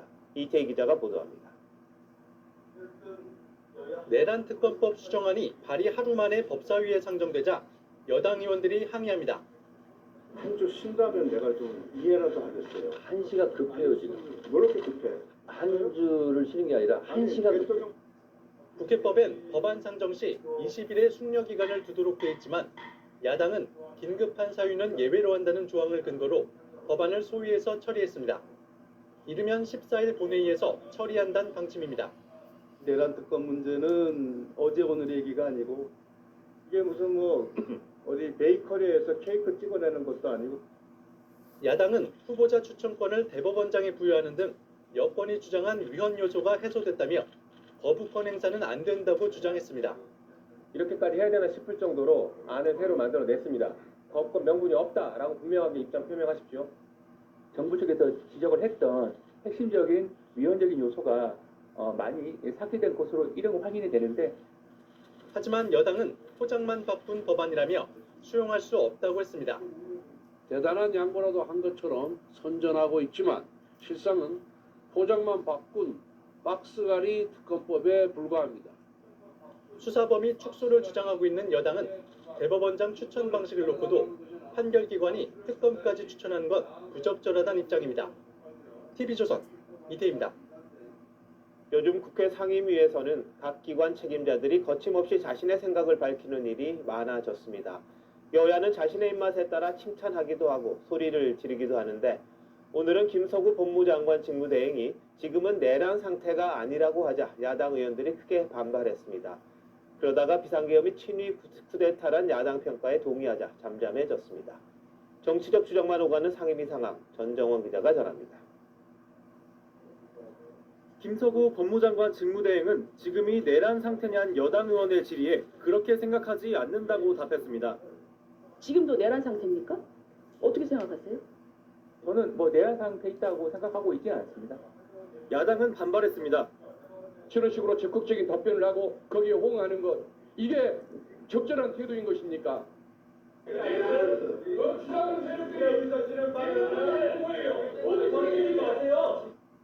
개인적인 견해를 밝혔을 뿐인데 다만 유념하도록 하겠습니다. 다만 김대행은 비상계엄이 친위 쿠데타란 야당 의원의 평가엔 동의한다고 했습니다. 전두환은 반란 쿠데타, 윤석열은 친위 쿠데타 인정하시죠? 예, 그렇게 평가하고 있습니다. 윤 대통령 체포영장 집행을 놓고는 국격 공방이 벌어졌습니다. 체포하고 수갑 채워간다는 것이 국격을 저해하지 않는다라고 보는 국민들이 더 많을까요? 더 이렇게 국격을 저해할 수 있다고 보는 게 더 많을까요? 저항하는데 잡아가지고 수갑 채워서 가면은 국격 떨어지는 겁니까? 국격 떨어지냐고요? 천대엽 법원행정처장은 대통령이 체포영장 집행 대상이 된 것도 발부된 영장이 집행되지 않는 것도 국격에 손상이 가는 일이라고 말했습니다. TV조선 전정원입니다. 계엄 사태 이후 여야가 경쟁적으로 상대방을 고소하고 고발하고 있습니다. 모든 정치 현안을 사법적으로 해결하려는 상황 괜찮은 건지 김주영 기자와 따져보겠습니다. 김 기자, 계엄과 관련해서 정치권에서 주고받은 고소고발 얼마나 되는 겁니까? 네, 윤석열 대통령에 대한 1차 영장 집행 시도 이후 일주일 만에 여야와 대통령실, 시민단체까지 관련 고소고발은 30건이 넘어갑니다. 체포 집행 전날에 이미 민주당이 국민의힘 일부 의원을 내란 선전 혐의로 고발했고 국민의힘은 무고죄로 맞고발했습니다. 영장 집행을 놓고 윤 대통령 측은 공수처를, 민주당은 경호처와 최상목 권한대행을 고발했고요. 기소된 김용현 전 국방부 장관 측은 윤 대통령 탄핵 심판 재판관인 이미선 헌법재판관을 직권남용으로 고발하기도 했습니다. 모든 관련 당사자들이 고소고발을 하고 있다 이렇게 볼 수 있겠는데 다 할만한 겁니까? 법조계는 여야 모두 무리한 논리를 펼치는 측면이 있다고 지적했는데요. 야권에서 여당 의원들을 고발한 내란 선전죄의 경우 통상 내란이 일어나기 전 단계에서 내란에 동조하라고 선전했을 때 적용되는 죄명입니다. 계엄 사태가 벌어진 이후 여당 의원들의 발언에 대해 이 죄명을 적용하긴 무리란 지적이 나옵니다. 국민의힘은 민주당 이상식 의원이 국수본과 당 사이 메신저 역할을 했다고 올린 SNS 게시물을 토대로 직권남용과 공무상 비밀 누설죄 등을 적용해서 고발했는데요. 법조계에선 이 의원이 행안위 소속 의원인데다 명확한 근거가 있는 게 아니라서 법조항 적용이 쉽지 않아 보인다고 지적했습니다. 이렇게 고소 고발이 많다 보면 사법 시스템에도 무리가 갈 것 같은데요. 네, 정치권 난타전으로 수사기관과 사법부의 불필요한 업무가 가중된다는 지적이 나옵니다. 고소고발된 건은 범죄 혐의를 충족하는지 수사기관의 판단을 거쳐야 하는데요. 요건에 맞지 않으면 각하 결정을 내리는데 이 과정에서 행정력이 낭비되게 됩니다. 그 부분 수사기관이 정당성 여부를 따져봐야 되고 수사를 아주 면밀하게 하지 않고 각하한다 하더라도 결국은 국가 공권력이 엉뚱한 데 낭비되는 결과를 초래하는 거죠. 정치권에서 스스로 좀 정리를 해야 할 것 같은데요. 네, 한국보건사회연구원 설문조사에 따르면 최근 5년간 우리 국민들은 진보와 보수의 정치 갈등이 우리 사회 가장 심각한 갈등이라고 답하고 있습니다. 반면에 사회 갈등을 해결하는 주체로 정부와 국회는 일반 기업보다도 낮은 신뢰도를 얻고 있는데요. 대화와 협치를 해야 될 정치권이 이슈를 사법화하면서 해결을 미루고 있다는 지적이 나옵니다. 정치는 공동체 통합이나 공동체 타협, 협상, 조정을 하는 최종적인 결정 기능을 가지고 있는데 그 기능을 할 수 없는 사법기관에 그걸 미루고 있다. 이게 가장 큰 문제인 것 같습니다. 정치란 게 협상과 타협의 산물인데 이렇게 사법기관에 자신의 역할을 맡기다 보면 정치권 스스로 설 자리가 없어질 것 같기도 합니다. 김 기자 잘 들었습니다. 그럼 오늘도 열심히 공부해볼까?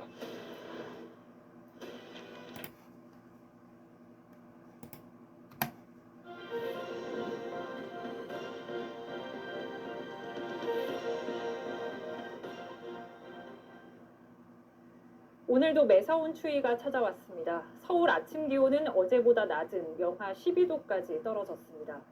영하권으로 잘 떨어지지 않는 부산과 제주도도 꽁꽁 얼었는데 백사장의 파도가 얼음이 될 정도였습니다. 김동현 기자입니다. 부산 다대포 해수욕장. 백사장이 하얗게 얼어붙었습니다. 얼음 두께만 5cm가 넘습니다. 파도 친 자리는 마치 남극처럼 살얼음이 가득합니다. 거품인 줄 알았는데 얼음이라서 되게 신기하고 부산에서는 눈이 되게 안 오니까 영하 10도까지 뚝 떨어진 기온에 수도관이 터지면서 골목길은 얼음판이 됐습니다. 지하실은 물바다입니다. 고층 빌딩에는 대형 고드름이 주렁주렁 달려 소방대원들이 제거에 나섰습니다. 작년 12월 기준으로는 그렇게 출동이 동파 사고는 많지 않았었는데 지금 1월 초가 되면서 지금 계속 출동을 하고 있습니다. 사흘째 몰아친 북극의 차가운 공기는 서울 영하 12도, 부산과 광주 영하 10도, 서귀포 영하 1도 등 전국을 영하로 떨어뜨렸습니다. 서울에서도 고드름 제거와 수도 계량기 동파 출동이 잇따랐습니다. 서귀포에서는 올겨울 첫 얼음이 관측됐습니다. 예, 더 따뜻할 줄 알았는데 와보니까 바람도 너무 많이 불고 손이랑 이제 발이 다 너무 얼 것 같습니다. 제주도 한라산에서는 최고 70cm가 넘는 폭설이 내려 일부 산간도로가 통제되기도 했습니다. 이번 한파는 내일 낮부터 한풀 꺾여 평년 기온을 회복할 전망입니다. TV조선 김동현입니다. 윤석열 대통령 체포를 둘러싸고 연일 찬반 집회가 이어지면서 한남동 관저 일대는 그야말로 무법지대가 됐습니다. 일부 참가자들이 남긴 쓰레기는 그대로 방치됐고 인근 초등학교에 다니는 학생들의 안전도 위협받고 있습니다. 김예나 기자가 취재했습니다. 서울 한남대로의 버스 정류장. 6개 시내버스 노선이 있는 곳인데 집회 인파가 주변 20m가량을 발 디딜 틈 없이 메웠습니다. 집회 인파에 기존 버스 정류장 이용이 어려워지면서 차도 한복판에 임시 정류장 팻말이 세워졌습니다. 버스도 제때제때 안 오고 한참 밀리고 그리고 차선도 용산 쪽으로 가면 막히고 길가엔 다 먹은 컵라면 용기와 담배꽁초가, 편의점 앞엔 소주병과 종이컵이 나뒹굽니다. 매일 8톤 정도씩 추가로 쏟아져 나오는 쓰레기를 치우느라 서울시는 추가 인력을 투입했습니다. 인근 자영업자들은 집회 참가자들로 인한 불편을 호소합니다. 내가 주차한 자리 비우면 그 자리에다 사람들이 주차해놓고 안 빼가지고 너무 비싸요. 은박 돗자리와 낚시 의자를 깔고 앉은 집회 참가자들이 초등학교 주변 인도를 점령하기도 했습니다. 돌봄 교실에 아이들을 보내는 학부모들이 불안해하자 경찰과 교육청이 질서 유지선을 세우고 등하교 시간 아이들의 통행을 돕고 있습니다. TV조선 김예나입니다. 정부가 내년도 의대 증원을 제로 베이스, 즉 원점에서 협의하겠다고 선언했습니다. 내년도 의대 증원 재검토 메시지는 여러 번 나왔지만 대통령 권한 대행을 비롯해 장관들이 총출동의 목소리를 낸 건 이번이 처음입니다. 정부가 사실상 최후의 카드를 내민 건데 이제 공은 의료계로 넘어갔습니다. 송민선 기자입니다. 이주호 사회부총리 겸 교육부 장관과 조기홍 보건복지부 장관이 고개를 숙입니다. 전공의 처단을 언급한 비상계엄 포고령은 정부 방침과 전혀 다르다며 전공의들에게 직접 사과했습니다. 포고령 내용으로 상처를 받은 전공의 분들과 의료진 여러분들께 진심 어린 유감과 위로의 말씀을 드립니다. 내년도 의대 증원도 특정 숫자를 염두에 두지 않겠다며 사실상 백지화를 시사했습니다. 저희가 의대 정원 확대 규모에 대해서 의료계가 참여한다면은 제로 베이스에서 검토한다는 말씀을 드렸습니다. 두 장관은 또 정부가 반성한다, 비판을 감수하겠다는 말들로 전공의 복귀를 호소했습니다. 복귀 전공의들에겐 1년 내 복귀 제한 규정을 적용하지 않는 수련 특례를 추진하고 수련 후 입영이 가능한 입영 특례까지 약속했습니다. 최상목 대통령 권한대행도 의정 갈등을 풀겠다는 강력한 의지를 드러냈습니다. 정부는 의료계가 대화에 참여해 논의해 나간다면 26년 의과대학 정원 확대 규모도 제로 베이스에서 유연하게 협의할 수 있을 것입니다. 입시 절차가 마무리된 올해 의대 증원을 제외한 나머지 쟁점 사항들에 대해 정부가 전폭적으로 물러설 수 있다는 뜻으로 풀이됩니다. 올해 의대 증원도 철회를 주장하는 의료계가 정부의 대타협안을 어떻게 받아들일지 새 의사협회 지도부의 입에 관심이 집중됩니다. TV조선 송미선입니다. 검찰이 명태균 씨와 윤석열 대통령 부부가 나눈 SNS 대화 내용을 확보했습니다. 명 씨가 대선 이후에도 김건희 여사에게 여러 조언을 건네며 지속적으로 소통한 정황이 담겨 있습니다. 이런 내용이 담긴 수사보고서가 유출되자 검찰은 범죄 행위라며 발끈하고 나섰습니다. 이성진 기자입니다. 명태균 씨가 사실상 운영했다고 알려진 여론조사 업체 미래한국연구소입니다.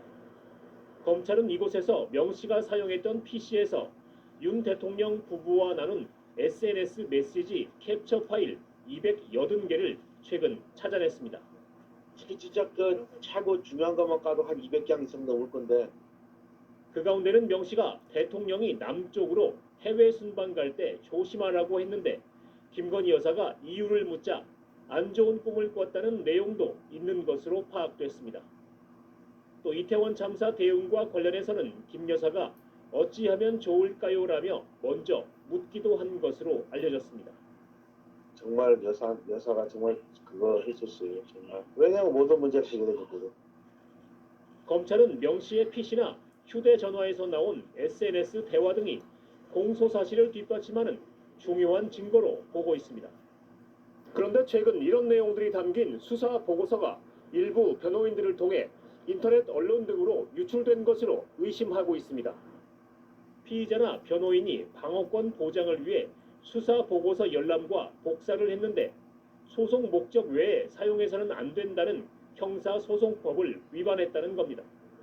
이와 관련해 명시 변호를 맡기도 했던 김소연 변호사는 자신의 SNS에 추정되는 변호인들을 모두 고발하겠다고 밝혔습니다.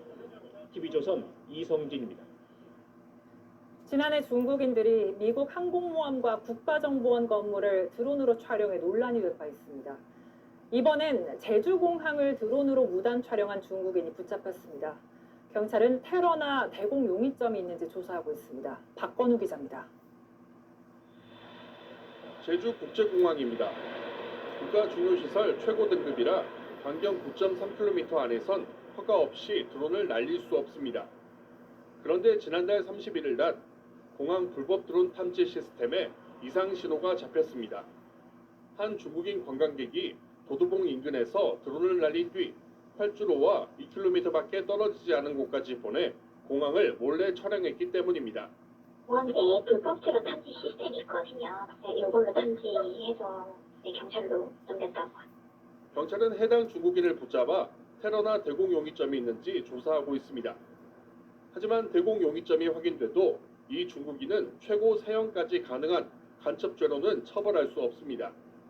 현행법상 간첩죄는 적국인 북한에만 적용되기 때문입니다. 일단은 최초에 저희가 검거했을 때 적용한 혐의는 항공안전법 위반입니다. 지난해 6월 부산에선 중국인 3명이 드론으로 미국 항공모함을 촬영하다 적발됐고 지난해 11월에는 중국인이 국정원 청사를 드론으로 무단 촬영하기도 했습니다.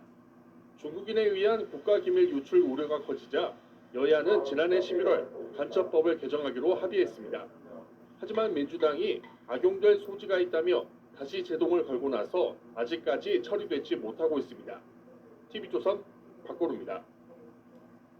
오는 27일이 임시공휴일로 지정되면서 최대 9일까지 황금 연휴를 즐길 수 있게 됐습니다. 여행사엔 긴 연휴를 활용해 해외로 떠나려는 사람들의 문의가 잇따르고 있습니다. 정부 여당이 임시공휴일을 지정한 목적은 국내 소비 진작이었는데 기대한 만큼의 효과를 거두지 못할 거란 관측도 나오고 있습니다. 주재용 기자입니다. 서울의 한 여행사 콜센터. 상담원들이 쉴 새 없이 걸려오는 문의 전화를 받느라 분주합니다. 상품은 달라질 수 있어요. 왜냐면 최소 출발이면 27일 임시공휴일 지정으로 최대 9일간의 황금 연휴가 생기자 해외여행 예약 문의가 쇄도하는 겁니다. 공휴일 지정 이후로 문의도 많아지고요. 연락도 예약 문의도 많아져서 지금 바쁘게 지금 보내고 있습니다. 이 여행사의 경우 설 연휴 기간 해외여행 예약률은 임시공휴일 발표 직후 40% 넘게 늘었습니다. 하지만 자영업자들은 황금 연휴가 그리 달갑지 않습니다. 그때 매출이 막 확 오르거나 그러지 않았고 오히려 거리도 조용할 만큼 사람들이 좀 없어서 사실 공휴일이 많은 거는 저희는 이제 좀 싫죠. 실제로 지난해 10월 국군의 날이 임시 공휴일로 지정됐을 때도 국내보단 해외여행이 훨씬 더 늘었습니다. 경제 효과도 논란입니다. 한 경제연구소는 임시 공휴일 지정으로 4조 원 넘는 생산 유발 효과가 있다고 한 반면 경제단체는 28조 원 넘는 생산 감소가 발생한다고 주장했습니다. 정부는 이번 연휴 기간 국내 여행을 유도하기 위해 최대 3만 원 숙박 할인 쿠폰 100만 장을 배포하기로 했습니다. TV조선 주재용입니다.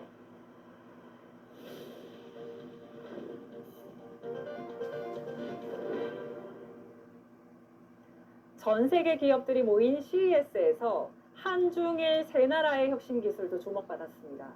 올해도 한국 기업들이 선전했지만 중국의 추격과 일본의 부활이 심상치 않습니다. 미국 라스베이거스에서 오현주 기자가 보도합니다.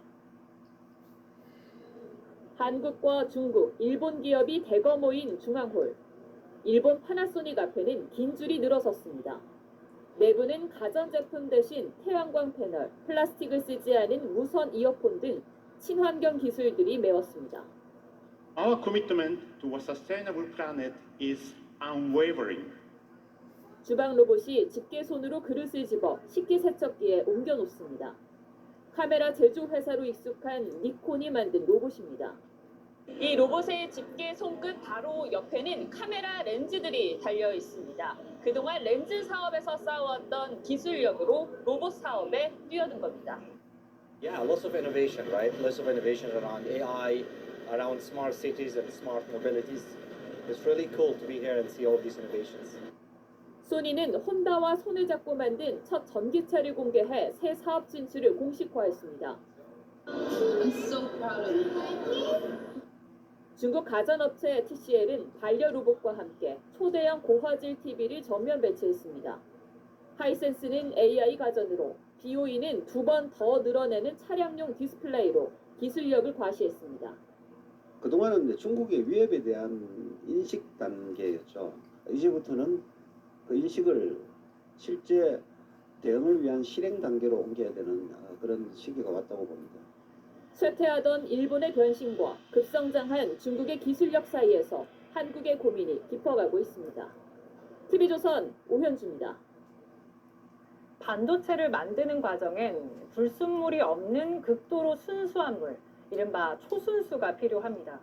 이번 CES에선 국내 기업이 하수나 폐수를 초순수로 만들 때 수질을 획기적으로 높일 수 있는 기술을 선보였습니다. 박재훈 기자가 취재했습니다. 반도체 원판 웨이퍼를 씻는 물, 바로 초순수입니다. 질 좋은 물 확보에 전 세계 반도체 기업들이 사활을 걸고 있습니다. You cannot manufacture anything, grow food, create a microprocessor without water. 하수나 폐수를 이 같은 초순수로 바꿀 경우 반도체 생산 경쟁력은 획기적으로 높아지게 됩니다. 이번 CES에서 국내 기업이 이 가능성을 열었습니다. 전 세계적으로 공급할 수 있는 물의 양은 한정이 돼 있고 그러다 보니까 어쩔 수 없이 물을 계속 재이용해서 사용할 수밖에 없는. 폐수를 초순수로 바꾸려면 우레아라는 물질을 잘 걸러내야 합니다. AI를 통해 우레아가 얼마나 걸러졌는지 농도를 자동 측정하는 기술의 단초를 공개했습니다. K물테크에 전 세계는 주목합니다. Feels like a very young company who really innovates and tries to find new solutions to solve many problems to help with water quality and flood and everything. 반도체를 넘어 다양한 물 부족 문제를 해결할 열쇠가 될 거란 기대도 나옵니다. K-Water has a lot to offer. The technologies they are developing, many other countries can benefit from those. 세계 상장사의 69%가 물 부족 문제에 노출됐다는 보고가 있는 만큼 이에 대한 해법이 차세대 혁신이 될 거란 전망입니다. 미국 라스베가스에서 TV조선 박재훈입니다. 트럼프 당선인 취임식이 열흘 앞으로 다가왔습니다. 코로나 여파로 규모가 작았던 바이든 대통령 취임식과 달리 무려 20만 명 넘게 참석한다고 합니다. 트럼프는 푸틴과의 회담도 준비 중이라는데 워싱턴 DC에서 이태영 특파원이 보도합니다. 마스크를 쓴 바이든 대통령 내외가 취임식 무대로 걸어 나옵니다. 코로나가 한창인 4년 전 바이든 취임식의 참석 인원은 1000여 명 남짓. 도심 퍼레이드도 가상으로 대체했습니다. 10일 뒤에 열리는 트럼프 당선인의 취임식은 달라질 예정입니다. 참석 인원은 22만 명으로 예상되고 축하 오찬과 무도회도 8년 만에 부활합니다. 외국 정상을 초청하지 않는 관례도 깼습니다. 밀레이 아르헨티나 대통령, 이탈리아 총리와 엘살바도르 대통령이 초청받았습니다. 중국 시진핑 주석도 초청받았지만 고위급 특사단이 대신 참석할 예정입니다. 트럼프는 이번 취임사에서 통합을 강조할 예정입니다. This day forward, a new vision will govern our land. It's going to be only America first. America first. 제가 직접 받은 트럼프 당선인 취임식 초청장입니다.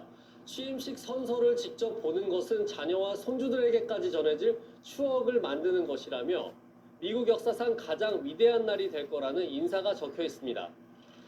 트럼프는 취임 이후 푸틴 대통령과의 회담도 조율 중이라고 말했습니다. 구체적인 일정을 밝히지 않았지만 푸틴과의 톱다운 외교 방식으로 종전의 본격 시동을 걸 것이라는 관측이 나오고 있습니다. 워싱턴에서 TV조선 이태형입니다. 미국 정치도 우리만큼 양쪽으로 갈라져 있습니다만 화합할 때는 또 보기 좋게 한마음이 돼 국격을 보여줍니다. 국장으로 엄수된 지미 카터 전 대통령 장례식에는 트럼프 당선인을 비롯한 전 현직 대통령 모두가 참석해 애도했습니다. 우리는 언제쯤 이런 모습을 볼 수 있을런지요. 신은석 기자가 보도합니다. 트럼프 대통령 당선인이 부인과 함께 장례식장에 입장합니다. 평소 맹비난을 퍼부었지만 이날은 고인이 속한 민주당을 상징하는 푸른색 넥타이를 착용했습니다. 사이가 틀어진 펜스 전 부통령과 인사를 나누고 원색적 비난을 주고받았던 민주당 출신 오바마 전 대통령과도 나란히 앉아 웃으며 대화합니다. 미국 전현직 대통령 5명이 한자리에 모인 가운데 지미 카터 전 대통령의 국가 장례식이 엄수됐습니다. Jimmy Carter's friendship taught me, and through his life taught me, the strength of character is more than title or the power we hold. 생전에 서로 추도사를 써두었던 포드 전 대통령의 추모글도 공개됐습니다. This is not to say that Jimmy never got under my skin, but has there ever been a group of politicians that didn't do that to one another? 손자의 회고에는 폭소가 터져나오기도 했습니다. He gave us cheap flights and, as you heard, craft beer. Basically, all of those years ago, he was the first millennium. 정치적 진영을 떠난 화합의 장이었다는 평가가 나오는 가운데 고인의 유해는 조지아주 가족묘지에 안장됩니다. TV조선 신은서입니다. 사흘째 이어지는 미국 LA 산불이 역대 최악의 재난으로 기록될 전망입니다. 진화도 더딘 상황이고 약탈 범죄까지 기승을 부리고 있습니다. 전 메이저리거 박찬호 씨 집도 불탔습니다. 김자민 기자입니다. 산불이 시작된 퍼시픽 팰리세이드 지역의 주택들이 성냥갑처럼 타오릅니다. 말리부 해변의 고급 주택들과 알록달록한 지붕으로 가득했던 마을은 시커먼 잿더미로 변했습니다. I mean, this is devastating. It's never going to be the same. I'm never going to be able to show my kids where I grew up. It's all gone. 현재까지 피해액은 역대 최대인 73조 원으로 추정됩니다. 주택 등 건물 10,000채 이상이 불에 탔고 인명피해도 늘어나고 있습니다. 도시 전체가 불길 확산을 막기 위해 안간힘을 쓰는 사이 일부 지역에선 방화가 의심되는 현장이 잇따라 목격됐습니다. There, but some of those guys lit that fire, and they're actually the trees caught fire. 케네스 산불 지역에선 불을 지르려던 남성이 주민들에게 발각돼 경찰에 체포됐습니다. 주민들이 대피한 틈을 타 빈집털이가 기승을 부리면서 절도용의자 20명이 체포되기도 했습니다. In the midst of the emergency, we've all seen individuals who are targeting vulnerable communities by burglarizing and looting homes. This is simply unacceptable. 이번 산불로 베버리 힐스에 위치한 전 메이저리거 박찬호 씨의 자택도 전소된 것으로 전해졌습니다. 우리 교민들의 피해 규모는 아직 파악되지 않고 있습니다. TV조선 김자민입니다. 오래된 브라운관 TV와 필름 영화, 지지직거리는 LP판 모두 거칠고 정돈되진 않았지만 따뜻한 정감이 있는 아날로그 매체들입니다. 이런 아날로그의 아름다움을 화폭에 담아낸 김영헌 작가의 개인전이 열렸습니다. 박소연 기자가 다녀왔습니다. 동심원을 그리며 퍼져나가는 파장. 흐르던 것이 일순간 끊기고 단절된 것이 다시 이어지며 독특한 리듬을 만들어냅니다. 김영헌 작가가 파장과 진동의 이미지에 매료된 건 아날로그 매체에 대한 향수 때문이었습니다.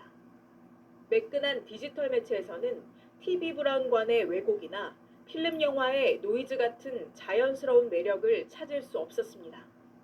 아날로그 시대를 겪은 사람들은 필름 영화의 어떤 빛 노이즈라든지 LP판에서 이렇게 탁탁 튀는 소리라든지 그런 소리들을 들으면서 자랐고 그 전의 것이 조금 뭔가 옛날 것이지만 더 따뜻했다. 옛날 것이지만 더 부드러웠다. 작업을 하는 동안 작가는 몸의 진동과 울림을 그대로 받아내며 그것을 캔버스 위에 쏟아냈습니다. 화폭 위 미세한 흔들림들은 그 흔적입니다. 아날로그와 디지털의 공존과 충돌은 성격이 다른 두 도구, 붓과 칼을 모두 사용한 데서 잘 드러납니다. 커브가 없어지고 그걸 디지털로 취환하다 보니까 그 계단 사이에 숨어있는 그런 미세한 것들은 삭제됐다. 김영헌 작가의 이번 개인전에선 미공개 출품작을 포함한 신작 총 30여 점을 만나볼 수 있습니다. TV조선 박소연입니다. 축구협회장 선거가 한 차례 연기된 뒤 잡음이 끊이질 않고 있습니다. 신문선 허정무 후보가 정몽규 후보에게 기울어진 운동장이라며 반발하자 결국 선거 운영위원들이 모두 사퇴했습니다. 선거 일정도 백지화됐습니다. 성민혁 기자입니다. 축구회관 앞에선 신문선 후보는 작심한 듯 비판을 쏟아냈습니다. 1월 23일을 선거 기일로 공지한 현 선거운영위원회의 판단은 인정할 수 없습니다. 정몽규 회장의 임기가 선거 이틀 전인 21일에 끝나기 때문에 지금 선거위원 체제로 치르는 건 용납할 수 없다는 겁니다. 법적 조치도 불사하겠다고 했습니다. 가처분은 뭐 허정무만 할 수 있는 게 아니죠. 중지 처분에 대한 법적 조치와 더불어서 정몽규 후보가 후보 자체가 아니 될 수 있는 후보 자체로서 인정받을 수 없는 한 차례 선거금지 가처분 신청을 했던 허정무 후보도 공정하지 않다며 연일 목소리를 높입니다. 선거운영위원회에서 선거 일자를 정할 수 있는 권한이 없거든요. 거친 반발에 선거운영위원들은 결국 오늘 모두 사퇴했습니다. 공정하게 일해왔지만 악의적인 비방이 계속된다며 정상적으로 책임을 다하는 게 불가능하다는 판단을 내렸다는 겁니다. 이에 따라 선거 일정도 모두 백지화가 됐습니다. 소모적인 논쟁만 거듭하다 원점에서 모든 일정을 다시 시작해야 합니다. 당장 새로운 선거위원부터 뽑아야 합니다. 행정 공백도 길어질 수밖에 없습니다. TV조선 성민혁입니다.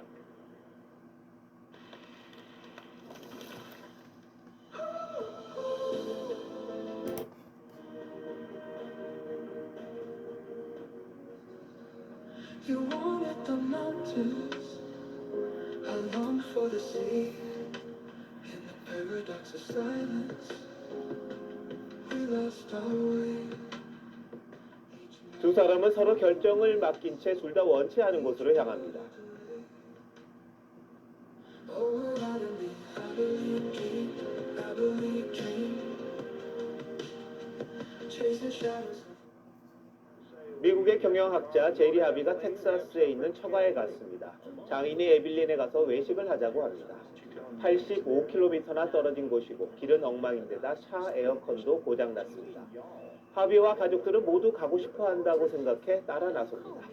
음식까지 형편없는 고생길을 다녀왔더니 다들 원치 않았답니다.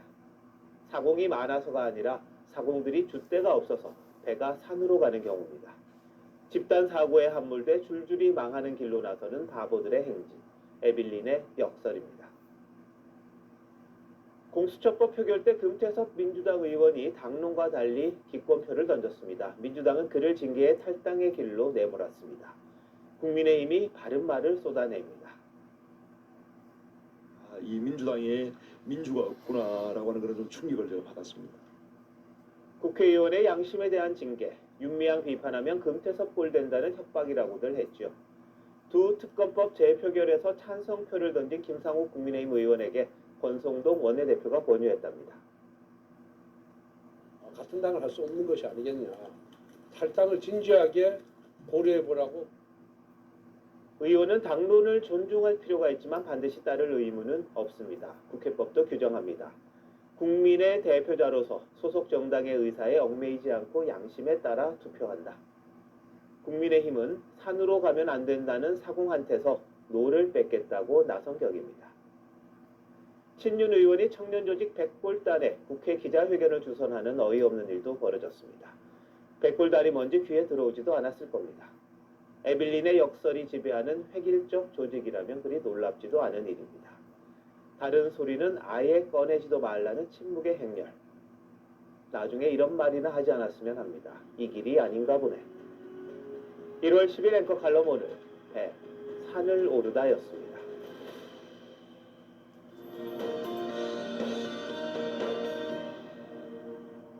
며칠간 이어지던 강추위가 오늘 절정을 맞았습니다. 추위가 얼마나 매서웠는지 한강물이 얼고 심지어는 남부지방의 바닷물도 얼릴 정도였는데요.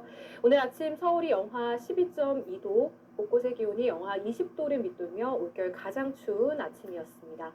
지금도 전국 대부분 지역에 한파특보가 내려진 가운데 내일 아침까지 강추위가 이어지겠고요. 낮부터는 차츰 누그러지겠습니다. 모레까지 충남 서해안과 호남 서부, 제주를 중심으로 눈이 우락가락 이어질 텐데요.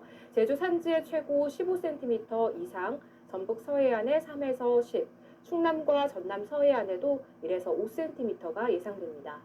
내일은 전국이 대체로 맑겠고 동해안은 대기가 매우 건조하겠습니다. 내일 아침 기온은 서울과 청주가 영하 8도로 예상되고요. 아침에도 낮에도 오늘보다는 기온이 높겠습니다. 다음 주 중반 또다시 강추위가 찾아오겠습니다. 날씨였습니다. 1월 10일 금요일 뉴스9 마칩니다. 시청해주신 여러분 고맙습니다.